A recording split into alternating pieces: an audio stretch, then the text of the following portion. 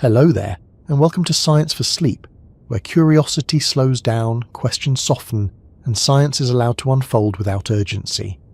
Tonight we are settling into a subject that feels familiar on the surface, yet becomes strangely uncertain the longer you sit with it. Time. Not the version printed on your phone screen or blinking on a microwave, but the deeper idea we quietly rely on without ever checking whether it behaves the way we assume. We plan our lives around it. We complain about having too little of it. We wait for it to pass and wish we could hold on to it. And yet, when physics looks closely, time turns out to be far less solid than it appears.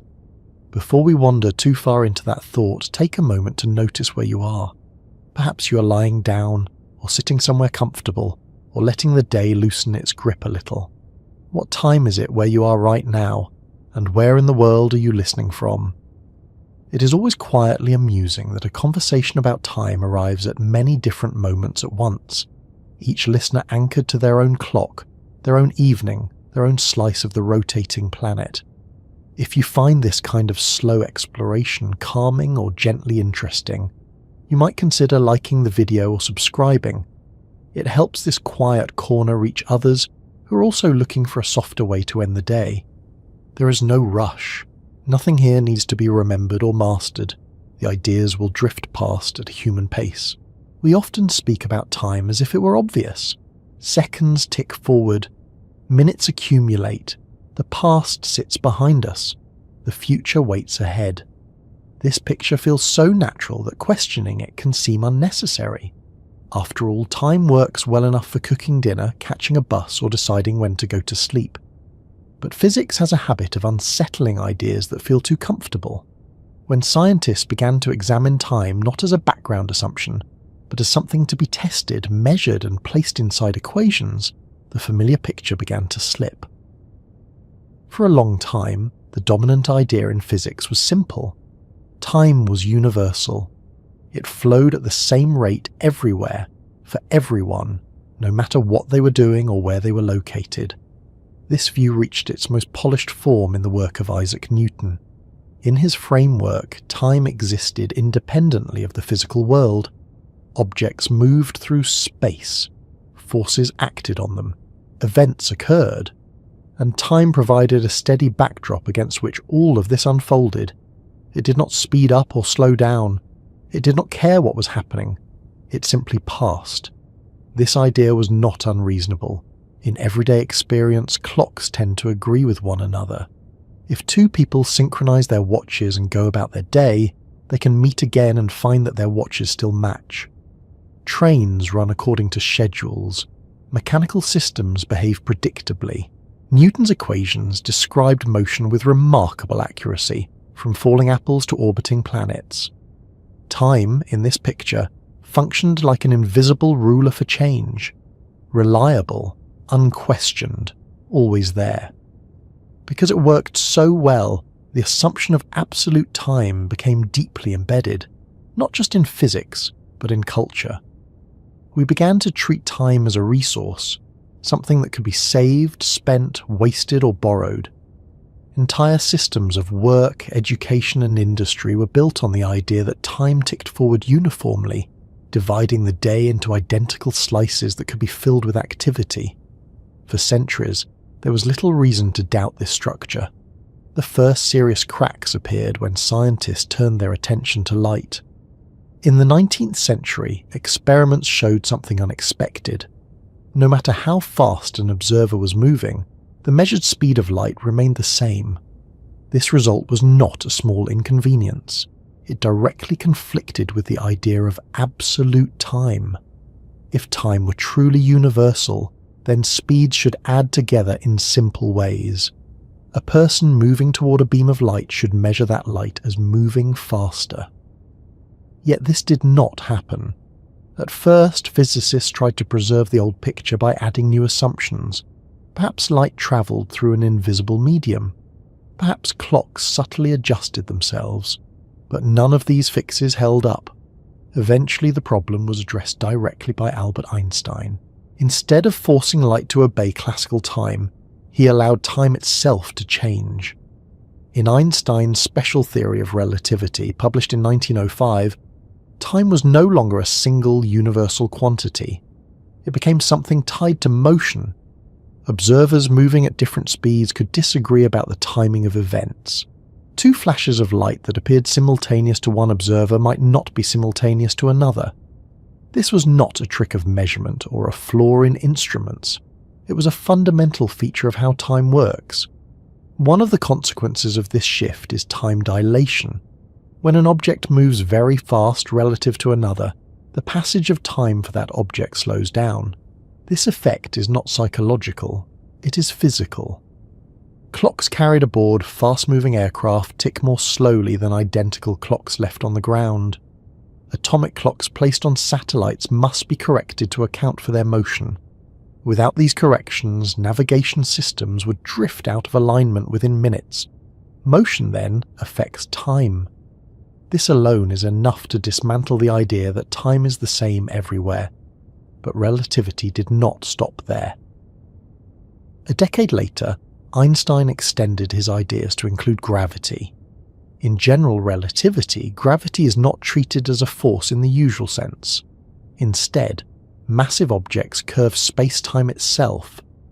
And because time is part of space-time, gravity affects how time passes. The stronger the gravitational field, the more slowly time flows. A clock closer to a massive object ticks more slowly than one farther away. This effect has been measured on Earth. Clocks placed at higher altitudes run slightly faster than clocks at sea level. The difference is small but real. Once again, time refuses to behave as a single shared backdrop. By this point, the old picture of time as a universal river flowing steadily forward has become difficult to maintain. Time stretches. Time compresses. Time depends on speed and gravity. It behaves less like a rigid framework and more like something woven together with space and matter. Despite this, everyday life remains largely unaffected. At the speeds we move and the gravitational fields we experience, relativistic effects are tiny. For practical purposes, time still behaves as if it were absolute. This is why Newton's picture continues to work well for most engineering and daily tasks. The deeper truth, however, is that this apparent simplicity hides a more complex structure. As physics continued to advance, another challenge emerged, this time from the microscopic world. Quantum mechanics, the theory that describes particles at very small scales, treats time in a curious way. In most quantum equations, time appears as an external parameter. It ticks forward uniformly, much like Newton's time, even while everything else behaves probabilistically. Space becomes uncertain. Energy fluctuates. Particles exist in superpositions. Yet time marches on untouched. This creates a tension. General relativity tells us that time is dynamic, shaped by gravity and motion. Quantum mechanics treats time as fixed and absolute. When physicists attempt to combine these two theories into a single framework, time becomes problematic. In some approaches to quantum gravity, time disappears from the fundamental equations altogether. One of the most striking examples is an equation intended to describe the entire universe at the quantum level. In this equation, there is no time variable. The universe is described as a static object, not evolving in time at all. This does not mean that change does not occur. It means that change must be understood differently, without relying on a background clock. At this point, it becomes reasonable to ask whether time is truly fundamental. Perhaps time is not a basic ingredient of reality, but something that emerges from more primitive relationships.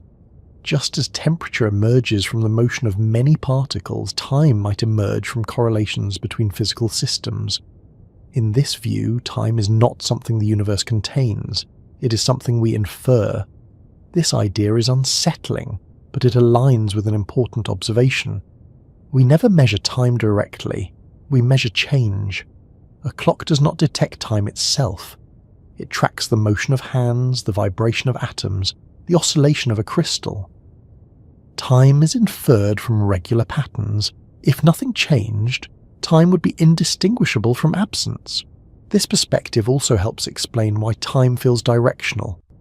The fundamental laws of physics, with a few exceptions, do not care about the direction of time. They work just as well forward as backward. Yet our experience of time has a clear arrow. We remember the past. We anticipate the future. Causes precede effects. Physics traces this asymmetry not to time itself, but to entropy. Entropy is a measure of how energy is distributed. Systems tend to evolve from states of lower entropy to states of higher entropy. This statistical tendency gives rise to the arrow of time. Time appears to flow because the universe began in a state of unusually low entropy and has been increasing ever since. From this angle, time's direction is not a fundamental rule. It is a consequence of initial conditions. The laws themselves remain symmetrical. The asymmetry enters through the history of the universe. All of this leads to a quiet but profound conclusion. Time is not what it seems. It is not a universal ticking metronome. It is not an independent backdrop against which reality unfolds. It bends with motion. It slows near mass. It may not exist at the deepest level at all. And yet, it structures every experience we have. As these ideas settle, there is no need to resolve them or hold on to every detail. The important thing is not to arrive at an answer, but to notice the shift in perspective. Time, which once seemed obvious, has become a question. A useful question. One that physics continues to explore from many directions. Long before anyone worried about satellites correcting their clocks or particles slipping in and out of existence, time felt reassuringly straightforward. It behaved the way people expected it to behave. It moved forward. It moved evenly. It did not ask questions, and it did not require explanation. In the classical view of physics, time was something you could trust without hesitation, like the steady turning of the earth, or the predictable rise and fall of the sun. You did not need to wonder whether it might slow down, stretch, or behave differently depending on where you stood. Time was simply there, quietly keeping order. This way of thinking did not emerge by accident. It grew out of daily experience. When early scientists observed the world, they saw patterns that repeated with remarkable regularity. A pendulum swung back and forth. The moon completed its cycle. Seasons followed one another in a stable rhythm. If you measured how long something took today, and then measured it again tomorrow, the result was usually the same. These observations encouraged a powerful assumption. Time itself must be uniform. It must pass at the same rate everywhere, regardless of what was happening within it. By the 17th century, this assumption had been formalized into a coherent framework, most famously through the work of Isaac Newton. In Newton's physics, time occupied a special role. It was not treated as something created by motion or change. Instead, it existed independently of the physical universe. Objects moved through space. Forces acted upon them. Events occurred. But time flowed on its own, unaffected by any of it. Newton described time as absolute, true, and mathematical. Those words were chosen carefully. Absolute meant that time did not depend on anything else. True meant that it existed whether or not anyone measured it. Mathematical meant that it could be represented precisely, allowing equations to describe motion with exactness. In this picture, time resembled an invisible, perfectly reliable clock ticking away somewhere beyond the universe, setting the pace for everything within it. This idea of a universal clock made physics elegant. If time passed at the same rate everywhere, then it provided a common reference against which all motion could be compared. Two events happening at different locations could be said to occur at the same time without ambiguity. Velocities could be calculated simply by dividing distance by time. Acceleration became the change in velocity over time. The equations worked because time behaved consistently. Crucially, this was not just a theoretical convenience. It matched how the world seemed to work. If two people synchronized their clocks and then went their separate ways, they would later find that their clocks still agreed, assuming neither had been damaged. The success of mechanical clocks reinforced the belief that time itself was mechanical in nature. Gears turned, pendulums swung, springs oscillated. The clock's steady rhythm appeared to mirror the rhythm of time itself. As clocks improved, confidence grew. By the 18th and 19th centuries, timekeeping had become central to navigation, industry, and daily life. Sailors relied on accurate clocks to determine longitude. Factories organized labor by the hour. Trains followed timetables that demanded precise coordination. All of this rested on the assumption that time was the same everywhere, ticking forward identically in every town, every city, every ship at sea. Within classical physics, there was no reason to doubt this structure. Newton's laws of motion worked astonishingly well. They could predict the trajectory of a cannonball, the swing of a pendulum, and the orbit of a planet. When discrepancies arose, they were usually traced to measurement errors or unaccounted forces, not to time itself. Time was not questioned, because it did not appear to misbehave. Even when philosophers debated the nature of time, physics remained largely unaffected. Some thinkers argued that time was nothing more than a way of ordering events. Others believed it was a fundamental aspect of reality. These debates were interesting, but they did not interfere with calculations. As long as time could be treated as a uniform parameter, the machinery of classical physics ran smoothly. One reason this picture felt so natural is that it aligns closely with human perception. We experience time as a steady flow.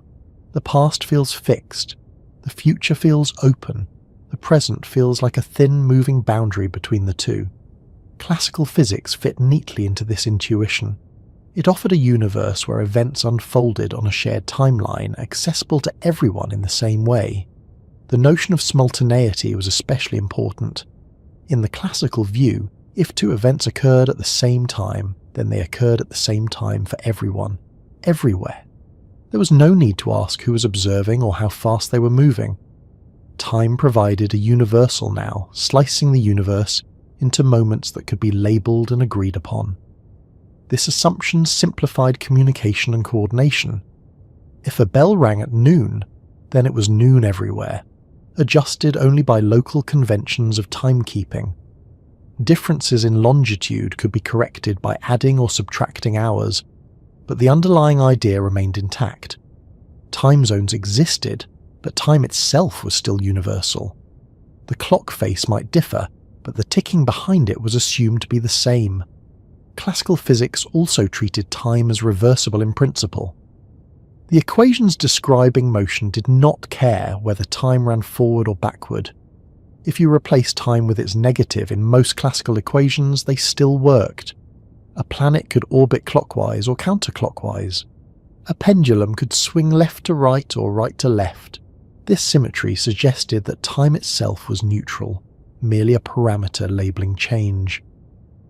Despite this mathematical symmetry, everyday experience introduced a sense of direction. Things aged, objects wore down, memories accumulated. But classical physics did not attempt to explain this directionality. It treated time as a coordinate, not as a process with a preferred direction.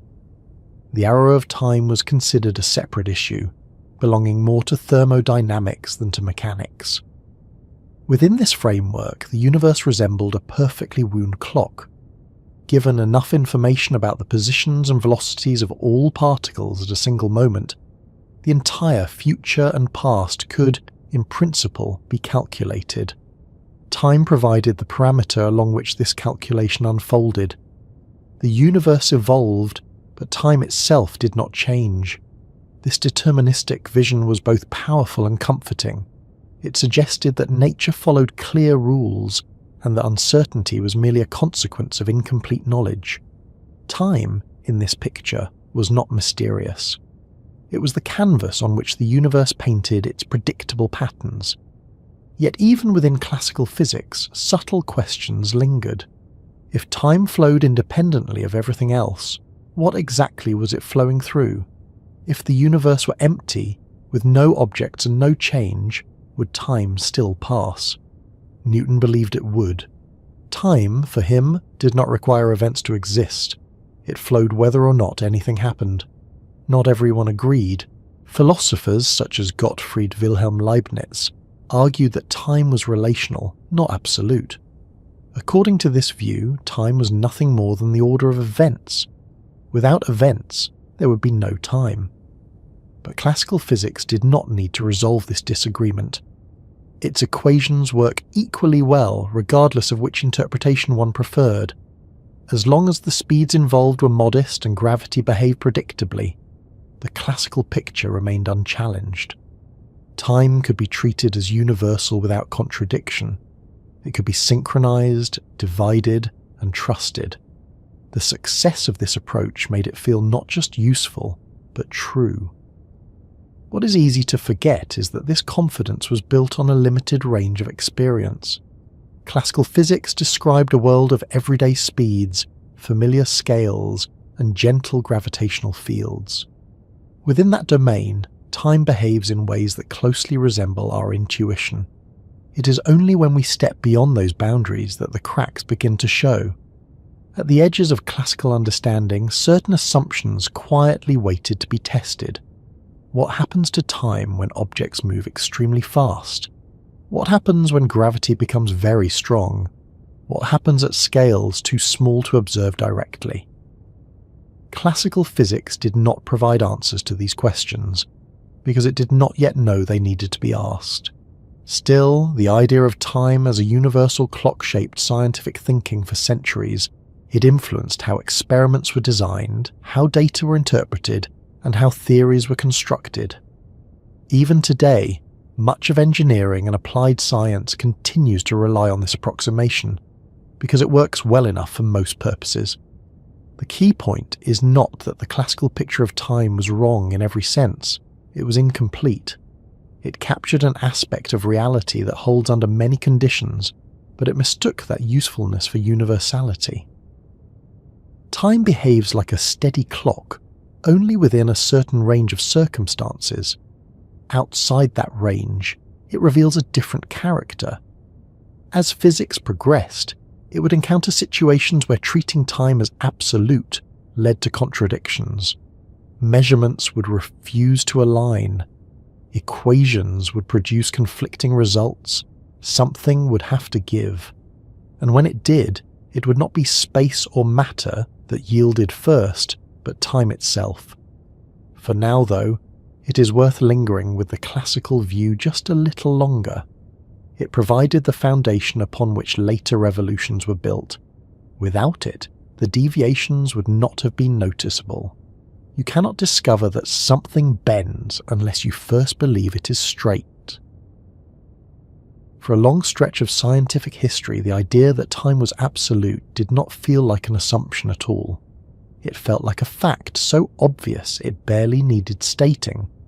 Physics believed time was absolute because in every practical sense available at the time it behaved that way. Experiments agreed, calculations aligned. Daily experience reinforced it, and perhaps most importantly, nothing appeared to contradict it. To understand why this belief became so deeply embedded, it helps to look at what physics was trying to do in its early modern period. The goal was not to question the nature of reality at its deepest level, but to describe motion, forces, and change in a way that was consistent, predictive, and mathematically precise. Time, in this context, was not the subject of investigation. It was a tool. When early physicists studied falling objects, projectiles, or planetary motion, they needed a parameter that could label change. Something had to mark when an object was here and when it was there. Time served this role perfectly. It increased steadily. It could be divided into equal parts. It allowed motion to be expressed as distance covered per unit time. Once that framework was in place, it worked extraordinarily well. One of the strongest reasons time was treated as absolute is that classical experiments showed no dependence of time on motion. If two observers moved relative to one another at everyday speeds, their clocks still agreed. If someone walked, rode a horse, or sailed a ship, time did not seem to behave differently for them than it did for someone standing still. From the standpoint of available measurement, time appeared immune to motion. This matters because physics builds its confidence on repeatability. If you perform an experiment today and repeat it tomorrow under the same conditions, the outcome should be the same. Classical physics delivered this reliability. A pendulum swung with a predictable period. A ball rolled down an incline in a way that could be measured again and again. Time entered these experiments as a stable background quantity. It did not introduce variability. The absence of observable time effects reinforced the belief that time itself was unaffected by physical processes. Space could be stretched or compressed. Objects could speed up or slow down. Forces could change direction. Time, however, seemed to remain untouched. It was not pushed, pulled, bent, or altered by anything within the system. Another reason physics embraced absolute time lies in the structure of Newton's laws themselves. These laws describe how objects move when forces act on them. They require a time variable that behaves smoothly and consistently. Acceleration, for example, is defined as the rate of change of velocity with respect to time.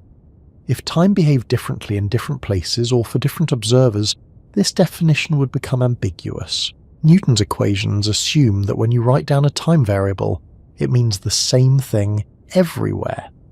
This assumption is not stated as a hypothesis. It is built directly into the mathematical framework, and because the framework produced correct predictions across a vast range of phenomena, the assumption remained unchallenged. There was also no experimental motivation to question it. Classical physics dealt with speeds far slower than the speed of light, and gravitational fields far weaker than those found near extreme objects. Under these conditions, any deviations from absolute time are so small that they are effectively invisible. Clocks remain synchronized. Durations match expectations. Time behaves exactly as assumed. The development of increasingly precise clocks further strengthened confidence in absolute time. Mechanical clocks and later pendulum clocks demonstrated remarkable consistency. Two clocks built the same way and placed in different locations would keep time together as long as environmental conditions were controlled. This consistency suggested that clocks were tapping into something real and universal, not merely producing an arbitrary measurement. As clocks became portable, they were used to coordinate activities over larger distances. Railways depended on synchronized schedules. Communication networks relied on agreed-upon times. The success of these systems depended on time behaving uniformly across space. And since they worked, the assumption seemed justified. Even astronomy reinforced the idea. The motions of planets could be predicted far into the future using a single time variable. Eclipses could be calculated centuries in advance. Comets returned on schedule. These successes relied on the idea that time passed at the same rate everywhere in the solar system. There was no hint that a clock on Earth and a clock on Mars would tick differently. From a philosophical standpoint, absolute time also offered clarity. It allowed physicists to define simultaneity without ambiguity. If two events occurred at the same time, then they occurred at the same time for everyone. There was no need to specify an observer or a frame of reference. Time provided a universal ordering of events. This universality simplified the description of causality. Causes preceded effects in a well-defined sequence. The temporal order of events was fixed and objective. Disagreements about which event happened first were assumed to arise from incomplete information, not from differences in perspective. The belief in absolute time was also influenced by the broader intellectual climate. The scientific revolution sought laws that were universal, objective, and independent of human perception. Absolute time fit neatly into this worldview. It existed whether or not anyone observed it. It flowed whether or not anything happened. It provided a neutral framework for describing reality as it truly was. Importantly, classical physics did not distinguish between measured time and true time. The assumption was that a well-built clock measured time accurately. Any discrepancies between clocks were attributed to mechanical imperfections, not to time itself behaving differently in different circumstances. This assumption held until measurement techniques became sensitive enough to reveal tiny discrepancies that could not be explained away. But before that point, there was simply no reason to suspect that time might be relative, flexible, or dependent on physical conditions. Another factor that reinforced absolute time was the separation between space and time in classical physics. Space was three-dimensional. Time was one-dimensional. They were treated as fundamentally different entities. Space could be navigated. Time could not. Space allowed motion in different directions. Time allowed only forward progression. This separation made time feel simpler and more stable. While space could be distorted by perspective, time seemed immune. An object could be closer or farther depending on where you stood, but an hour was an hour regardless of location. At least that was how it appeared. The mathematical formalism reflected this separation. Coordinates describe positions in space. Time was an independent variable. It did not mix with spatial coordinates. This structure made calculations manageable and intuitive, and again, because it worked, it was trusted. Thermodynamics, which introduced concepts like entropy and irreversibility, did not immediately challenge absolute time either. While it introduced a preferred direction for processes, it did not suggest that time itself flowed differently for different observers. The arrow of time was treated as a statistical feature of physical systems, not a property of time itself. As a result, physics developed a layered picture. Mechanics described motion using absolute time. Thermodynamics described irreversibility within that same temporal framework. Electromagnetism described fields evolving over time. All of these theories assumed the same underlying clock. When disagreements arose between theory and experiment, time was rarely suspected. Other factors were examined first: measurement error, environmental interference, unaccounted forces. Time was the last thing anyone thought to question. This confidence is understandable. To question time is to question the reference frame of all measurement. It undermines the very language in which physical laws are expressed. Doing so requires not just new data, but a willingness to rethink foundational concepts. For centuries, physics did not need that willingness, because nature did not demand it. Only when experiments involving light produced results that refused to fit the classical framework did time begin to look less solid. The speed of light appeared constant in all frames of reference. This single fact carried enormous implications. If the speed of light is the same for all observers, then either space or time, or both, must adjust to accommodate that constancy. Classical physics assumed space and time were fixed. Something had to give. Before that realization took hold, physicists tried to preserve absolute time by introducing new entities or modifying existing assumptions. They proposed invisible media through which light traveled. They adjusted equations in ad hoc ways. These efforts reflect just how deeply the belief in absolute time was rooted. It was not abandoned lightly. It had earned its place through centuries of success. It matched intuition. It matched observation. It matched mathematics. Only overwhelming evidence could dislodge it. What eventually became clear is that absolute time is an excellent approximation within a limited domain. At low speeds and weak gravitational fields, time behaves as if it were universal. This is why the classical picture remains useful. It captures the behavior of time in the regime where humans evolved and built their first technologies. The mistake was not believing in absolute time, but believing it was fundamental. Physics once believed time was absolute because everything it could see and measure supported that belief. The universe did not reveal its subtleties until measurements became precise enough and questions bold enough to expose them. By the late 19th century, physics appeared confident, even comfortable with its understanding of the universe. Space was a vast, stable stage. Time flowed evenly in the background. Matter moved according to clear laws. There were open questions, of course, but nothing that suggested the foundations themselves were unstable. And then, almost quietly, light began to cause trouble. Light had always been a curious subject. It was fast, far faster than anything humans could move or throw or propel with engines of the time. But for a long while, that speed was treated as just another large number, impressive but not conceptually threatening. Once measured, it was assumed to behave like any other speed, add motion to the source, subtract motion from the observer, and the result should adjust accordingly. This expectation fit neatly into the classical picture of time as absolute. The first careful measurements of the speed of light suggested something surprising. No matter how the measurement was performed, light appeared to travel at the same speed.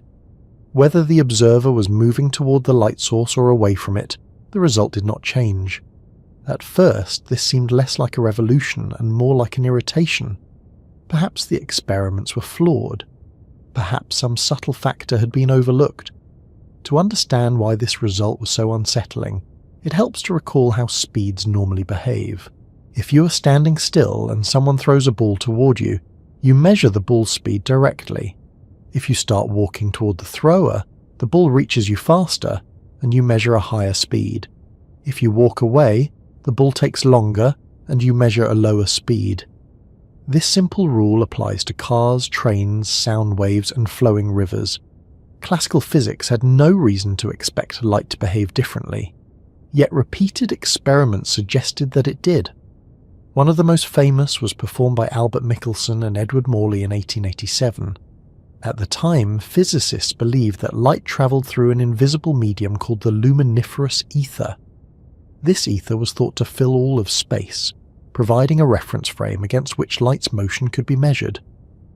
If Earth moved through this ether, then the speed of light should vary depending on the direction of measurement, much like wind affects the speed of sound. Michelson and Morley designed an experiment sensitive enough to detect this variation. They split a beam of light into two perpendicular paths, recombined them, and looked for interference patterns that would indicate a difference in speed. As Earth moved through space, the orientation of the apparatus changed, and so should the measured speed of light along each path. The result was unexpected. No difference appeared. The speed of light was the same in all directions. The ether, if it existed at all, was undetectable. This outcome was not just puzzling. It directly challenged the idea that time and space provided a fixed background for motion. At first, physicists attempted to save the classical picture. Some proposed that objects physically contracted in the direction of motion through the ether, exactly enough to cancel out the expected differences. Others suggested that clocks slowed down when moving through the ether. These ideas were not derived from deeper principles. They were patches, designed to preserve absolute time while accommodating inconvenient data. What these fixes had in common is that they treated time as something that could be adjusted locally, without challenging its universal nature. Time was still assumed to be fundamentally the same everywhere. The discrepancies were blamed on the behavior of matter and measuring devices, not on time itself. But the pattern persisted. No experiment could detect motion relative to the ether. Light always moved at the same speed, regardless of the observer's state of motion. This was not a minor anomaly. It was a fundamental inconsistency between observation and expectation. The deeper problem lay in how speed is defined. Speed is distance divided by time. If the speed of light is the same for all observers, then either distances change, time changes, or both. Classical physics assumed both distance and time were fixed. Light was telling physicists that this assumption could not hold. In 1905, Albert Einstein took a different approach. Instead of asking how to preserve absolute time, he asked what would happen if the constancy of the speed of light were taken seriously as a fundamental principle. He proposed two simple postulates. First, the laws of physics are the same in all inertial frames. Second, the speed of light in a vacuum is the same for all observers, regardless of their motion. These postulates were radical not because they introduced something new, But because they refused to introduce anything extra, there was no ether, no hidden reference frame, just the insistence that light behaves the way experiments say it does. From these assumptions, a startling conclusion followed. Time could no longer be absolute. If observers moving relative to one another both measured the same speed of light, then their measurements of time must differ. There was no way around it. One of the first casualties of this realization was simultaneity. In classical physics, simultaneity was universal. Two events either happened at the same time or they did not. In Einstein's framework, simultaneity became relative. Events that appeared simultaneous to one observer could occur at different times for another observer moving at a different speed. This was not a matter of perception or delayed signals. It was built into the structure of space-time itself. Each observer carried their own definition of what counted as now, determined by their state of motion. Time dilation emerged naturally from this framework. A moving clock runs more slowly than a stationary one, as measured by the stationary observer. This effect is not due to mechanical strain or environmental interference. It applies equally to atomic clocks, biological processes, and radioactive decay. Time itself is passing differently. Length contraction accompanied it. Objects moving at high speed appear shortened along the direction of motion. Space and time adjust together to preserve the constancy of the speed of light.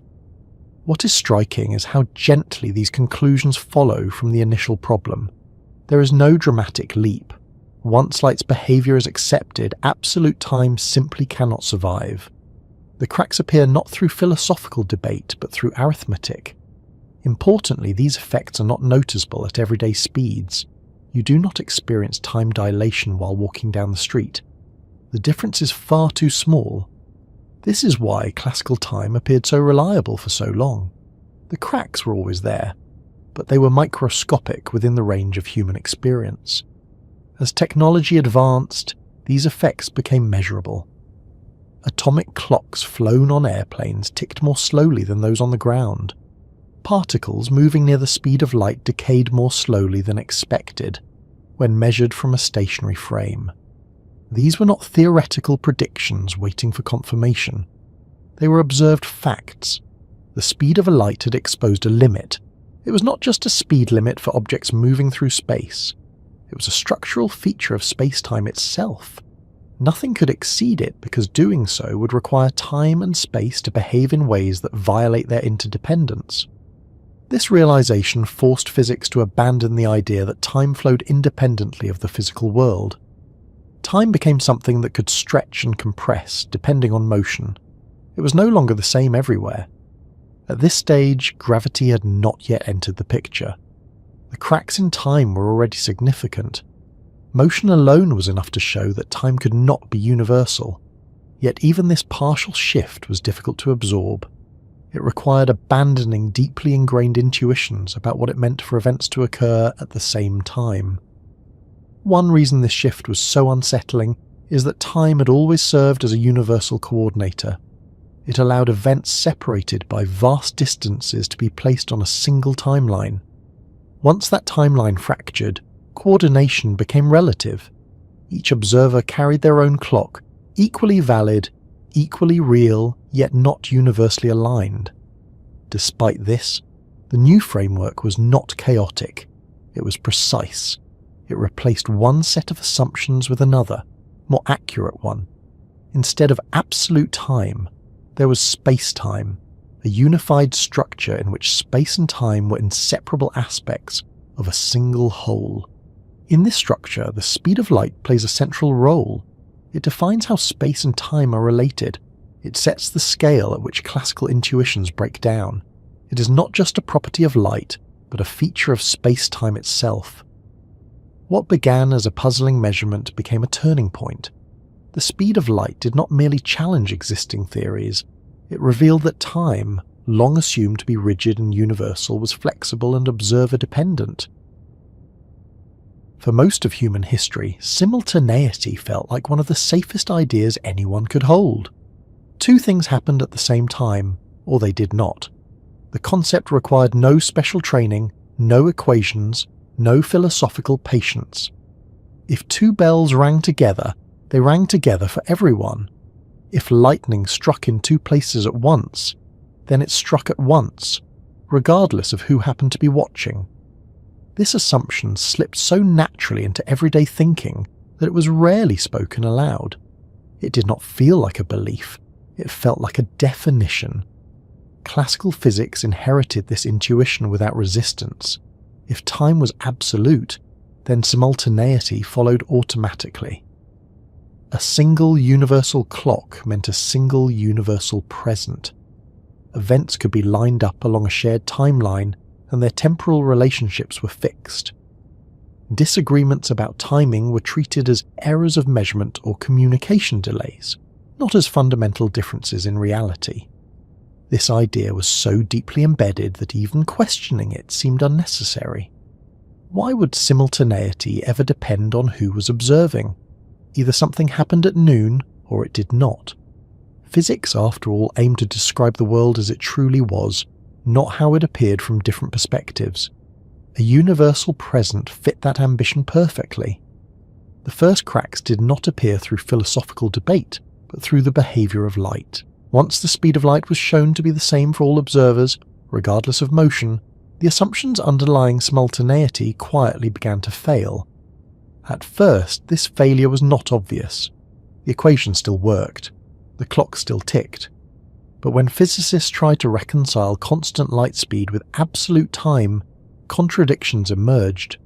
To see why simultaneity could not survive unchanged, it helps to think carefully about how we decide whether two distant events happen at the same time.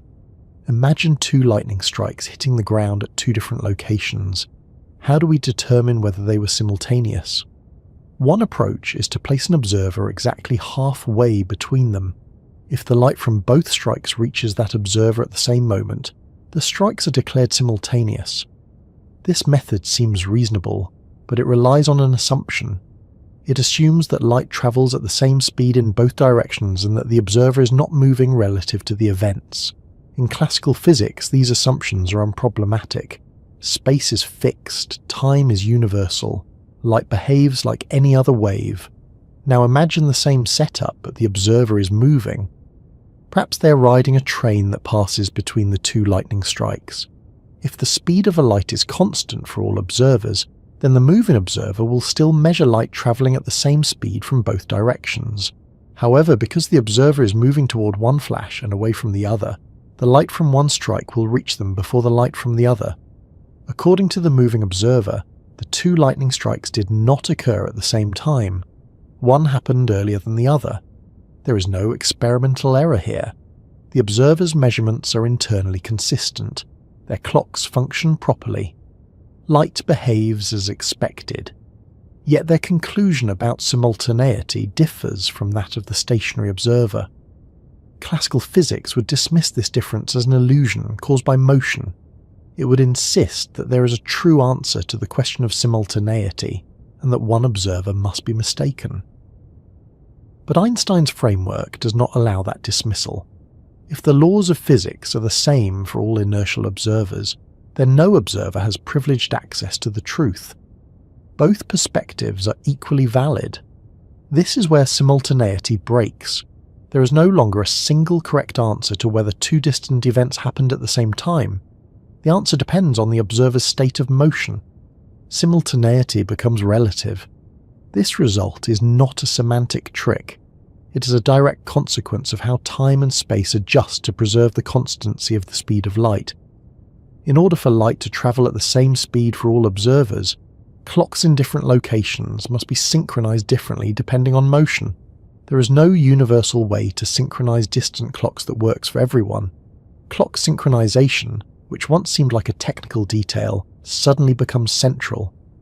In Einstein's framework, synchronizing clocks involves sending light signals back and forth and assuming that light takes the same time to travel in both directions. But because observers in relative motion disagree about distances and durations, they also disagree about whether clocks are synchronized. This disagreement does not arise because clocks malfunction. It arises because time itself is not shared in the way classical physics assumed. Each observer carries their own temporal framework, shaped by their motion. The consequences of this shift are subtle but profound. Events that are simultaneous in one frame of reference are not simultaneous in another. This means that the ordering of events in time is not absolute. For some pairs of events, different observers will disagree about which one happened first. It is important to note that this disagreement does not apply to all events. If one event can causally influence another, meaning a signal travelling at or below the speed of light can connect them, then all observers will agree on their order. Still precedes effect. Relativity preserves causality. The disagreement arises for events that are too far apart for light to travel between them in the time separating them. These events are said to be space-like separated. For such events, there is no causal connection, and therefore no universal ordering. One observer may say event A happened first, another may say event B happened first. Both descriptions are correct within their respective frames. This realization forces a re-evaluation of what the present moment means. In classical thinking, the present was a slice through the universe, containing all events happening now. In relativity, there is no such slice that everyone agrees on. Each observer has their own present, defined by their motion. The idea of a universal now dissolves. There is no single moment that all of space shares. Instead, there is a collection of observer-dependent nows, each equally valid, none privileged. This is deeply counterintuitive because human experience is confined to very low speeds. At everyday velocities, the differences in simultaneity are so small that they are impossible to notice. For practical purposes, simultaneity appears universal. The classical picture remains an excellent approximation. But physics is not concerned only with approximations. It seeks underlying structure. And at that level, simultaneity is not a fundamental feature of reality. It is a relationship that depends on how an observer moves through space-time. Space-time is the key word here. Once space and time are understood as parts of a single, four-dimensional structure, simultaneity loses its independent status. Different observers slice space-time into space and time in different ways. What one observer calls space at a given moment includes events that another observer assigns to different times. This slicing is not arbitrary. It is governed by precise mathematical relationships. Lorentz transformations describe how coordinates in space and time change between observers in relative motion. These transformations replace the simpler Galilean transformations of classical physics, which assumed time was the same for everyone. Under Lorentz transformations, time mixes with space. An interval that is purely temporal for one observer may include spatial separation for another.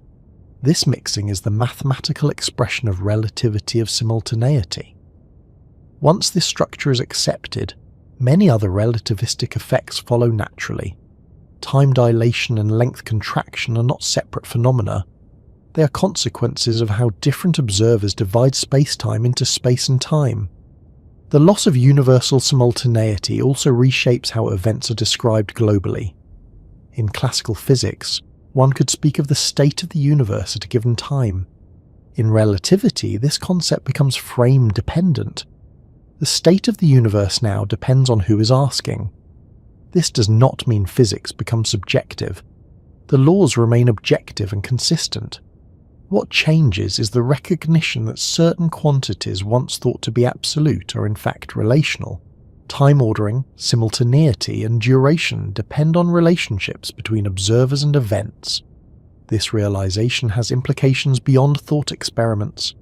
It affects how systems are synchronized across distances. Technologies like GPS must account for relativistic effects to function correctly. Satellites moving relative to Earth experience time differently, and their clocks must be adjusted to maintain accuracy. More conceptually, the relativity of simultaneity challenges deeply held intuitions about reality. It undermines the idea that there is a single unfolding story of the universe, shared identically by all observers. Instead, there are many consistent stories, each told from a different perspective. This does not fragment reality into disconnected pieces. All observers agree on the outcomes of experiments and on causal relationships. What they disagree on are the labels attached to events, specifically their timing relative to other distant events. It is tempting to think of this as a limitation of measurement, but that misses the point. The disagreement is not about what is observed locally, it is about how distant events are related in time. There is no deeper layer in which simultaneity is restored. Once simultaneity stops being universal, time itself begins to look less like a flowing substance and more like a coordinate within a structure. It becomes something that helps organize events rather than something that exists independently of them. This shift also sets the stage for later developments. If simultaneity is relative, then the idea of a universal present loses meaning. This opens the door to interpretations of reality in which past, present, and future are not fundamentally distinct, but are instead different regions of space-time. Such ideas will become more explicit when gravity enters the discussion.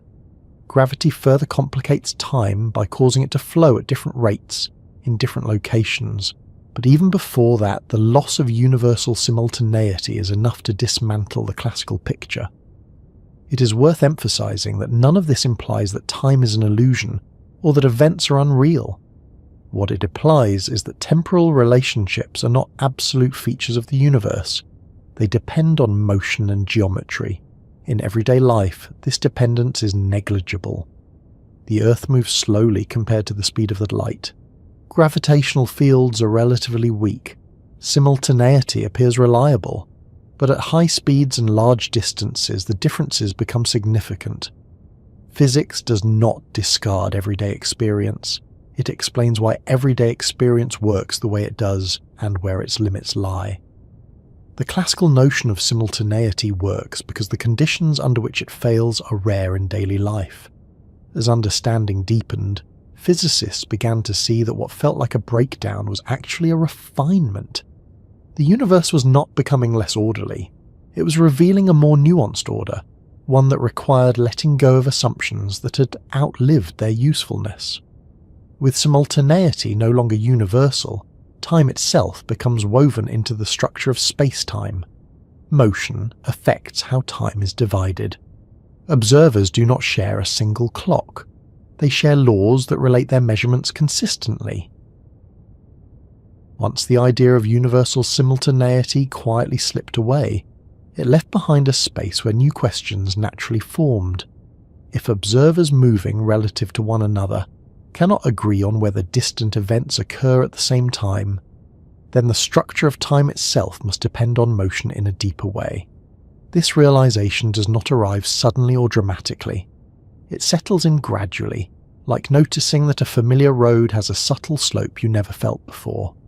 The concept that follows from this shift is one of the most famous and most misunderstood results of modern physics. Time slows down with motion. At first glance, this statement sounds metaphorical, or even exaggerated. Time slowing down suggests something physical happening to time itself, as though it were a fluid thickening under strain. Classical intuition resists this immediately. Motion, after all, changes where you are, not how fast time passes. A person walking, riding or flying does not feel time behaving differently. Their watch ticks normally. Their heartbeat stays steady. Nothing in daily experience hints that motion has any influence on the passage of time. And yet, when the constancy of the speed of light is taken seriously, this conclusion becomes unavoidable. Time slowing down with motion is not an extra assumption layered onto relativity. It is a direct consequence of insisting that light behaves the same way for all observers. To see how this arises, it helps to imagine a very simple clock, not a mechanical one with gears and springs, but a clock built from light itself. Picture two mirrors facing each other, with a pulse of light bouncing back and forth between them. Each round trip of the light pulse marks one tick of the clock. This device is often called a light clock not because it is practical, but because it makes the logic transparent. Now imagine this clock at rest relative to you. You see the light pulse travel straight up and down between the mirrors. The distance between the mirrors is fixed, and the speed of light is constant, so the time it takes for the pulse to complete a round trip is well defined. The clock ticks at a steady rate. Next, imagine the same clock moving horizontally at a constant speed relative to you. From your perspective, the light pulse is no longer travelling straight up and down. Instead, it follows a diagonal path. While the light moves upward toward the top mirror, the entire clock is moving sideways. By the time the light reaches the mirror has shifted horizontally. On the return trip, the same thing happens in reverse. From your frame of reference, the light travels along a path between ticks. Importantly, the speed of light does not change. Light always moves at the same speed, regardless of the motion of its source or the observer. If the distance the light travels increases and the speed remains fixed, then the time required for each tick must increase. The moving clock ticks more slowly than the stationary one. This is not because the clock is damaged or malfunctioning. It is because time itself is passing more slowly for the moving system relative to you. This conclusion is not dependent on the type of clock. The light clock is just a convenient illustration. Any clock, whether based on atomic vibrations, radioactive decay, or biological processes, must exhibit the same effect. If one type of clock slowed down due to motion while another did not, it would be possible to detect absolute motion, which would contradict the principle that the laws of physics are the same for all inertial observers. Time dilation, as this effect is called, applies universally. Motion affects time itself, not the mechanism measuring it. At this point, it is natural to ask whose time is actually slowing down. From the perspective of the stationary observer, the moving clock runs slow, but from the perspective of the moving observer, their own clock ticks normally. It is the stationary observer's clock that appears to be running slow. This symmetry is not a contradiction. It reflects the fact that there is no absolute state of rest. Motion is always relative. Each observer considers themselves at rest and sees the other as moving. Time dilation is reciprocal for observers in uniform relative motion. This reciprocity often causes confusion, especially when imagining scenarios involving travel and aging. The key is that time dilation is not about one clock being objectively slower. It is about how time is measured between different frames of reference. Each observer's proper time, the time measured along their own path through space-time, is locally normal. The mathematics describing this effect is precise. The factor by which time slows down depends on the relative speed between observers. As speed increases, the effect becomes more pronounced. At everyday speeds, it is imperceptible. At speeds approaching the speed of light, it becomes dramatic. If an object could move arbitrarily close to the speed of light, time for that object would slow down dramatically relative to a stationary observer. Processes would unfold more slowly. Decay rates would decrease. Aging would slow. From the object's own perspective, however, nothing unusual would occur. Its internal processes would proceed normally. This result has been confirmed experimentally many times. Particles produced in high-energy accelerators live longer than they would if they were at rest. Their extended lifetimes match the predictions of time dilation precisely. Atomic clocks flown around the Earth on aircraft or placed aboard satellites tick more slowly than identical clocks on the ground, exactly as relativity predicts. These experiments leave little room for interpretation. Time dilation is not a theoretical curiosity. It is a measurable, repeatable effect. One of the most famous illustrations of time dilation is often referred to as the twin paradox, though there is nothing paradoxical about it once the details are understood. One twin remains on Earth, while the other travels into space at high speed and then returns. When they reunite, the travelling twin has aged less than the one who stayed behind. The crucial detail is that the travelling twin changes frames of reference when turning around to return. Their motion is not symmetrical with that of the twin on Earth. The asymmetry resolves the apparent contradiction. the travelling twin follows a different path through space-time, one with less accumulated proper time. What matters here is not motion alone, but the geometry of space-time paths. Time dilation is not just about speed, it is about how different trajectories through space-time accumulate different amounts of time. This geometric perspective is essential. In relativity, time is not something that flows independently of motion. It is part of space-time, and different paths through space-time have different lengths in time, just as different paths through space have different lengths in distance. Once this idea is accepted, time dilation becomes less mysterious. It is not that time is being stretched or compressed by some force. It is that time is measured along world lines, and those world lines differ depending on motion. The idea that motion affects time forces a re-evaluation of what clocks really measure. A clock does not measure some universal time flowing everywhere. It measures the proper time along its own path. Two clocks following different paths through space-time will, in general, record different amounts of time between the same pair of events. This realization breaks completely with the classical picture. In classical physics, time was something all clocks measured equally, regardless of their history. In relativity, time becomes path-dependent. Despite how strange this sounds, it fits naturally with the structure introduced earlier. Once simultaneity is relative, it follows that duration must also be relative. If observers disagree about which events are simultaneous, they cannot agree universally on how long intervals between distant events last. It is worth emphasizing again that this does not lead to chaos. Relativity provides exact rules for relating measurements between observers. Time dilation is not arbitrary. It follows a precise mathematical relationship determined by relative velocity. The deeper significance of time slowing down with motion is not just that clocks tick differently. It is that time itself is no longer separate from the dynamics of the universe. Motion, once thought to take place within time, now actively shapes time. This shift has consequences for how we think about processes unfolding in the universe. It suggests that time is not a passive stage, but an active participant in physical phenomena. The rate at which things happen depends on how they move. At the same time, it's important to notice what time dilation does not do. It does not allow anyone to outrun time entirely. It does not permit travelling faster than light. As speed increases, the energy required grows without bound. Time slows, but it never stops completely for any object with mass. This limit reinforces the role of the speed of light as a fundamental boundary. It is not just a speed limit for motion. It is a conversion factor between space and time, setting how they trade off against each other. From a human perspective, the effects of time dilation are almost always negligible.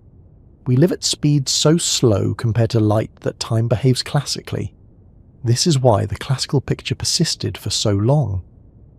The universe allowed us to believe in absolute time because the deviations were too small to notice. But physics is concerned with what is true, not just what is noticeable. When experiments reached regimes where these effects could no longer be ignored, time revealed its flexibility. The realization that motion slows time also prepares the ground for an even more surprising development. If motion can affect time, then gravity, which influences motion and energy, should also have an effect. And indeed, gravity does more than slow objects down or pull them inward. It alters the rate at which time itself passes. Before moving fully into that territory, it helps to sit with the implications of motion-based time dilation a little longer. It tells us that time is not a single entity shared by all observers. It tells us that duration depends on trajectory. It tells us that the universe does not provide a master clock ticking uniformly in the background. Instead, time becomes something local. Each object carries its own time with it, shaped by how it moves through space-time. These local times can be related, compared and transformed, but they are not identical. This is not an abstract conclusion. It affects how we design technology, how we interpret astronomical observations, and how we understand high-energy processes in the universe. Without accounting for time dilation, Modern navigation systems would fail. Without it, particle physics would not make sense. Once motion revealed that time does not pass at the same rate for all observers, it might have been tempting to think the disruption was complete. Velocity alone seemed radical enough. After all, the idea that simply moving fast could slow the passage of time overturned centuries of assumption. Yet motion turned out to be only half the story. There was another influence, quieter and far less intuitive, that affected time just as deeply, even when nothing appeared to be moving at all. That influence was gravity. At first, gravity does not seem like something that should have anything to do with time. In everyday experience, gravity pulls objects downward, keeps planets in orbit, and gives weight to physical things. Time, by contrast, feels abstract and detached from such forces. Classical physics reinforced this separation. Gravity acted on masses. Time flowed independently in the background. The two occupied different conceptual categories. This separation did not survive closer examination. When Einstein extended relativity to include gravity, he discovered that gravity is not merely a force acting within space and time. It is a manifestation of how space and time themselves are shaped by mass and energy. Once this shift occurs, it becomes unavoidable that gravity must influence time directly. To understand how this happens, it helps to move away from the image of gravity as an invisible pull and instead think in terms of geometry. In general relativity, massive objects curve space-time. Space and time are not separate entities stitched together loosely. They form a single structure, and mass alters that structure. A useful way to picture this is to imagine space-time as a flexible surface. Place a heavy object on it, and the surface bends. Objects moving nearby follow paths shaped by this curvature. What is less obvious, but equally important, is that the curvature affects not only spatial paths, but temporal ones as well. Time does not flow at the same rate everywhere on a curved surface. Near a massive object, time passes more slowly than it does farther away. This effect is known as gravitational time dilation. Unlike the time dilation caused by motion, which depends on relative velocity, gravitational time dilation depends on position within a gravitational field. What makes this effect especially striking is that it applies even when nothing is moving. Two clocks can be at rest relative to one another, completely stationary, and still disagree about how much time has passed if they are located at different gravitational potentials. Imagine one clock placed on the surface of the Earth and another placed high above it, perhaps on a satellite. Both clocks are functioning normally. Neither is moving relative to the other in any significant way. Yet the clock closer to Earth's mass ticks more slowly than the one farther away. This is not a mechanical effect. The clock is not being squeezed or distorted. Its internal processes proceed as usual from its own perspective. The slowing of time is not something the clock experiences locally. It is something that appears when its time is compared to that of a clock in a weaker gravitational field. This effect has been measured directly. Highly precise atomic clocks placed at different altitudes on Earth show measurable differences in their ticking rates. Even a height difference of a few meters is enough to produce a detectable change with modern instruments. Time, quite literally, passes faster on a mountain than at sea level. At first, this seems almost trivial, a tiny correction of little practical importance, but its conceptual implications are enormous. It means that time is not only relative to motion, but also to location. There is no single rate at which time passes across space. To see why gravity affects time this way, it helps to recall the equivalence principle, one of the foundations of general relativity. This principle states that locally, the effects of gravity are indistinguishable from the effects of acceleration. Standing in a gravitational field feels the same as being in an accelerating frame. Consider an elevator in deep space, far from any massive objects. If the elevator accelerates upward, a person inside feels pressed against the floor, just as they would on Earth. From inside the elevator, it is impossible to tell whether the force they feel is due to gravity or acceleration. Now imagine two clocks inside this accelerating elevator, one at the floor and one at the ceiling. Light signals sent between the clocks behave differently due to the acceleration. From the perspective of an observer inside, the clock at the ceiling appears to tick faster than the one at the floor. By the equivalence principle, the same must be true in a gravitational field. The clock higher up, in a weaker gravitational field, ticks faster than the one lower down. Gravity affects the flow of time. This reasoning shows that gravitational time dilation is not an add-on to relativity. It is woven into its core. Once gravity is understood as geometry rather than force, time's variability with position becomes unavoidable. The stronger the gravitational field, the more pronounced the effect. Near extremely massive objects such as neutron stars or black holes, the difference becomes dramatic. A clock near the surface of a neutron star would tick significantly more slowly than a clock far away. Near the event horizon of a black hole, time slows so much relative to distant observers that it appears to nearly stop. This does not mean that time actually stops for an object falling into a black hole. From the object's own perspective, time passes normally. The dramatic slowing is a comparison effect, observed from far away. This distinction is important. Relativity does not claim that time itself freezes locally. It claims that comparisons between different regions of space-time reveal differences in accumulated time. Once again, time is revealed as something local rather than global. Each clock measures its own proper time. Comparing clocks requires accounting for how space-time is curved between them. Gravitational time dilation also introduces a subtle asymmetry into the universe. While motion-based time dilation is reciprocal between observers in uniform relative motion, gravitational time dilation is not symmetric in the same way. A clock deeper in a gravitational well always ticks more slowly relative to one higher up. There is no frame in which this reverses. This asymmetry arises because gravitational fields have structure. They are not just relative relationships between observers. They reflect the presence of mass and energy shaping space-time itself. This difference has practical consequences. Modern navigation systems rely on satellites orbiting Earth. These satellites experience weaker gravity than clocks on the ground, which causes their clocks to tick faster. At the same time, their motion causes time dilation that slows their clocks down. Both effects must be accounted for. If they were not, the system would accumulate errors of kilometers within a single day. This is one of the clearest demonstrations that gravitational time dilation is not a theoretical curiosity. It is an operational reality. Technology works because physics has learned how to calculate how time flows differently in different places.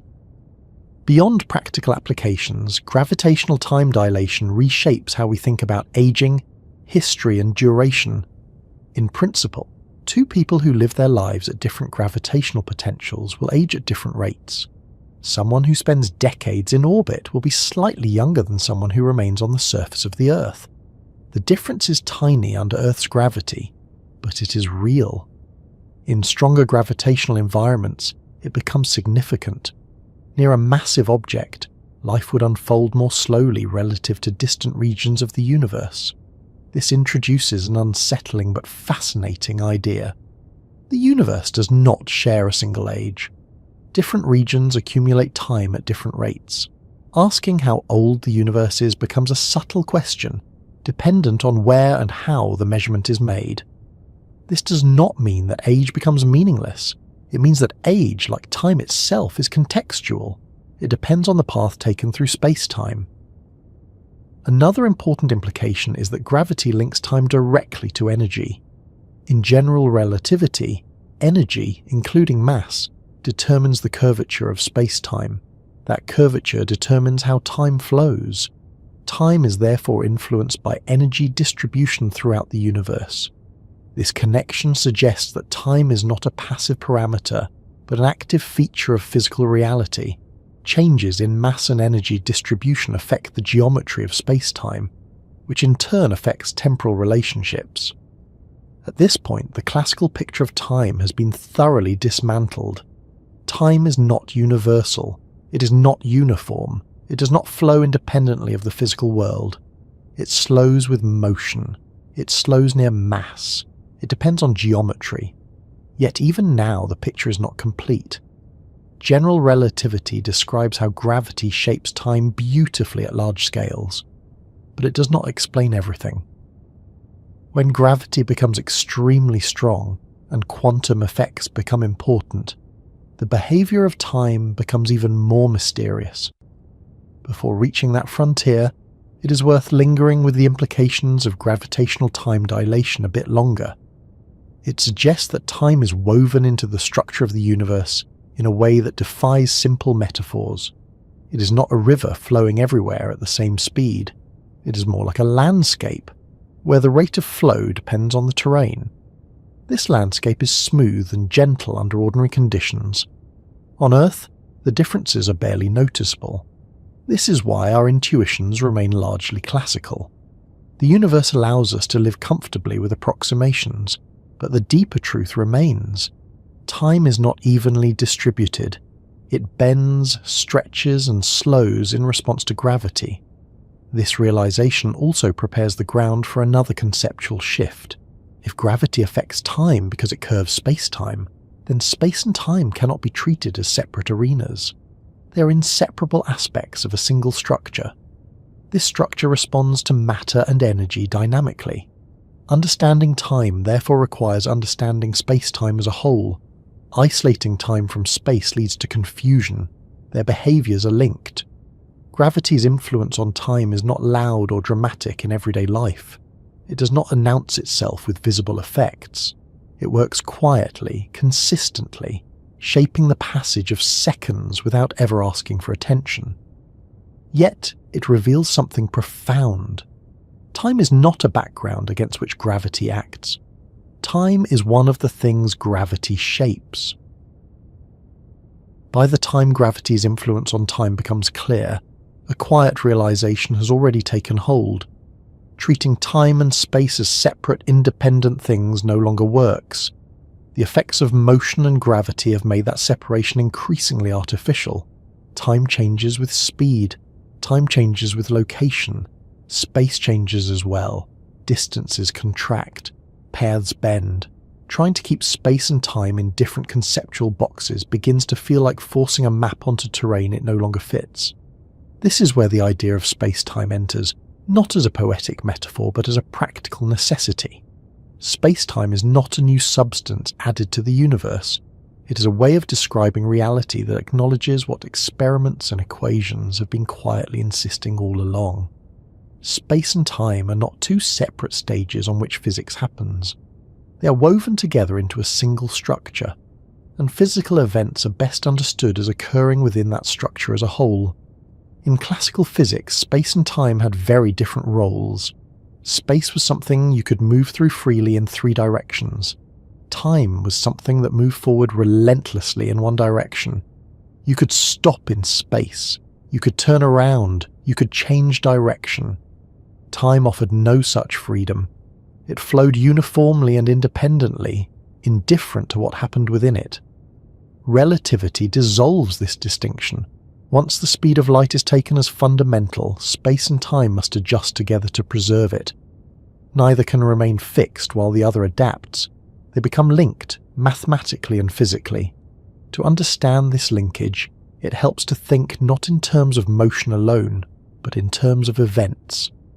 An event is something that happens at a specific place and a specific time. A lightning strike, a particle collision, a clock ticking. In relativity, events are the basic building blocks of reality.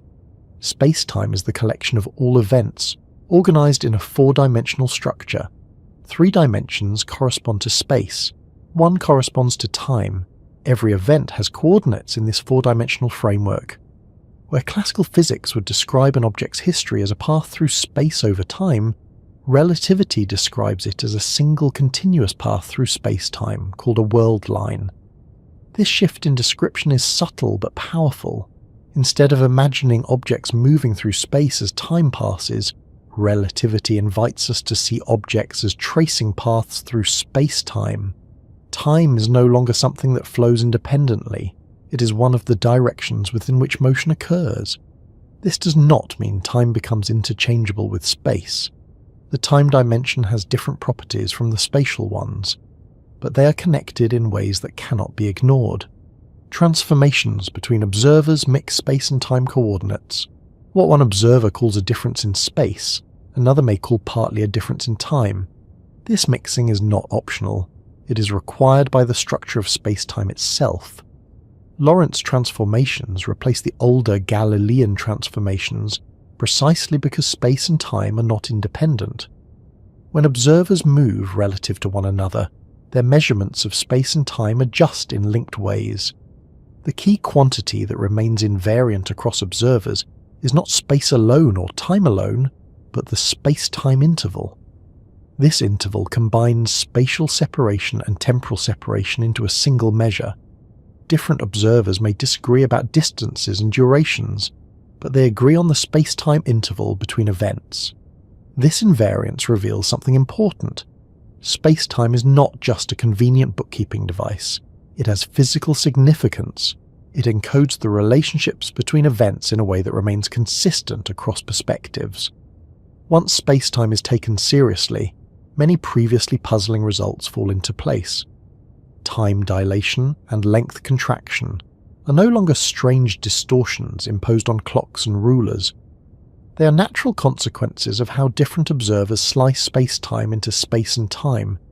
Each observer defines their own notion of what counts as space at a given moment and what counts as time passing. These definitions correspond to different ways of slicing space-time into spatial and temporal directions. None of these slices is more correct than another. They are simply adapted to different states of motion. This geometric viewpoint also clarifies why there is no universal present. The present moment corresponds to a slice through space-time that an observer labels as now. Different observers, moving differently, slice space-time differently. Their present moments include different sets of events. There is no global slice that all observers agree on. Space-time does not come with a built-in notion of simultaneity. That notion emerges only once an observer chooses a particular frame of reference.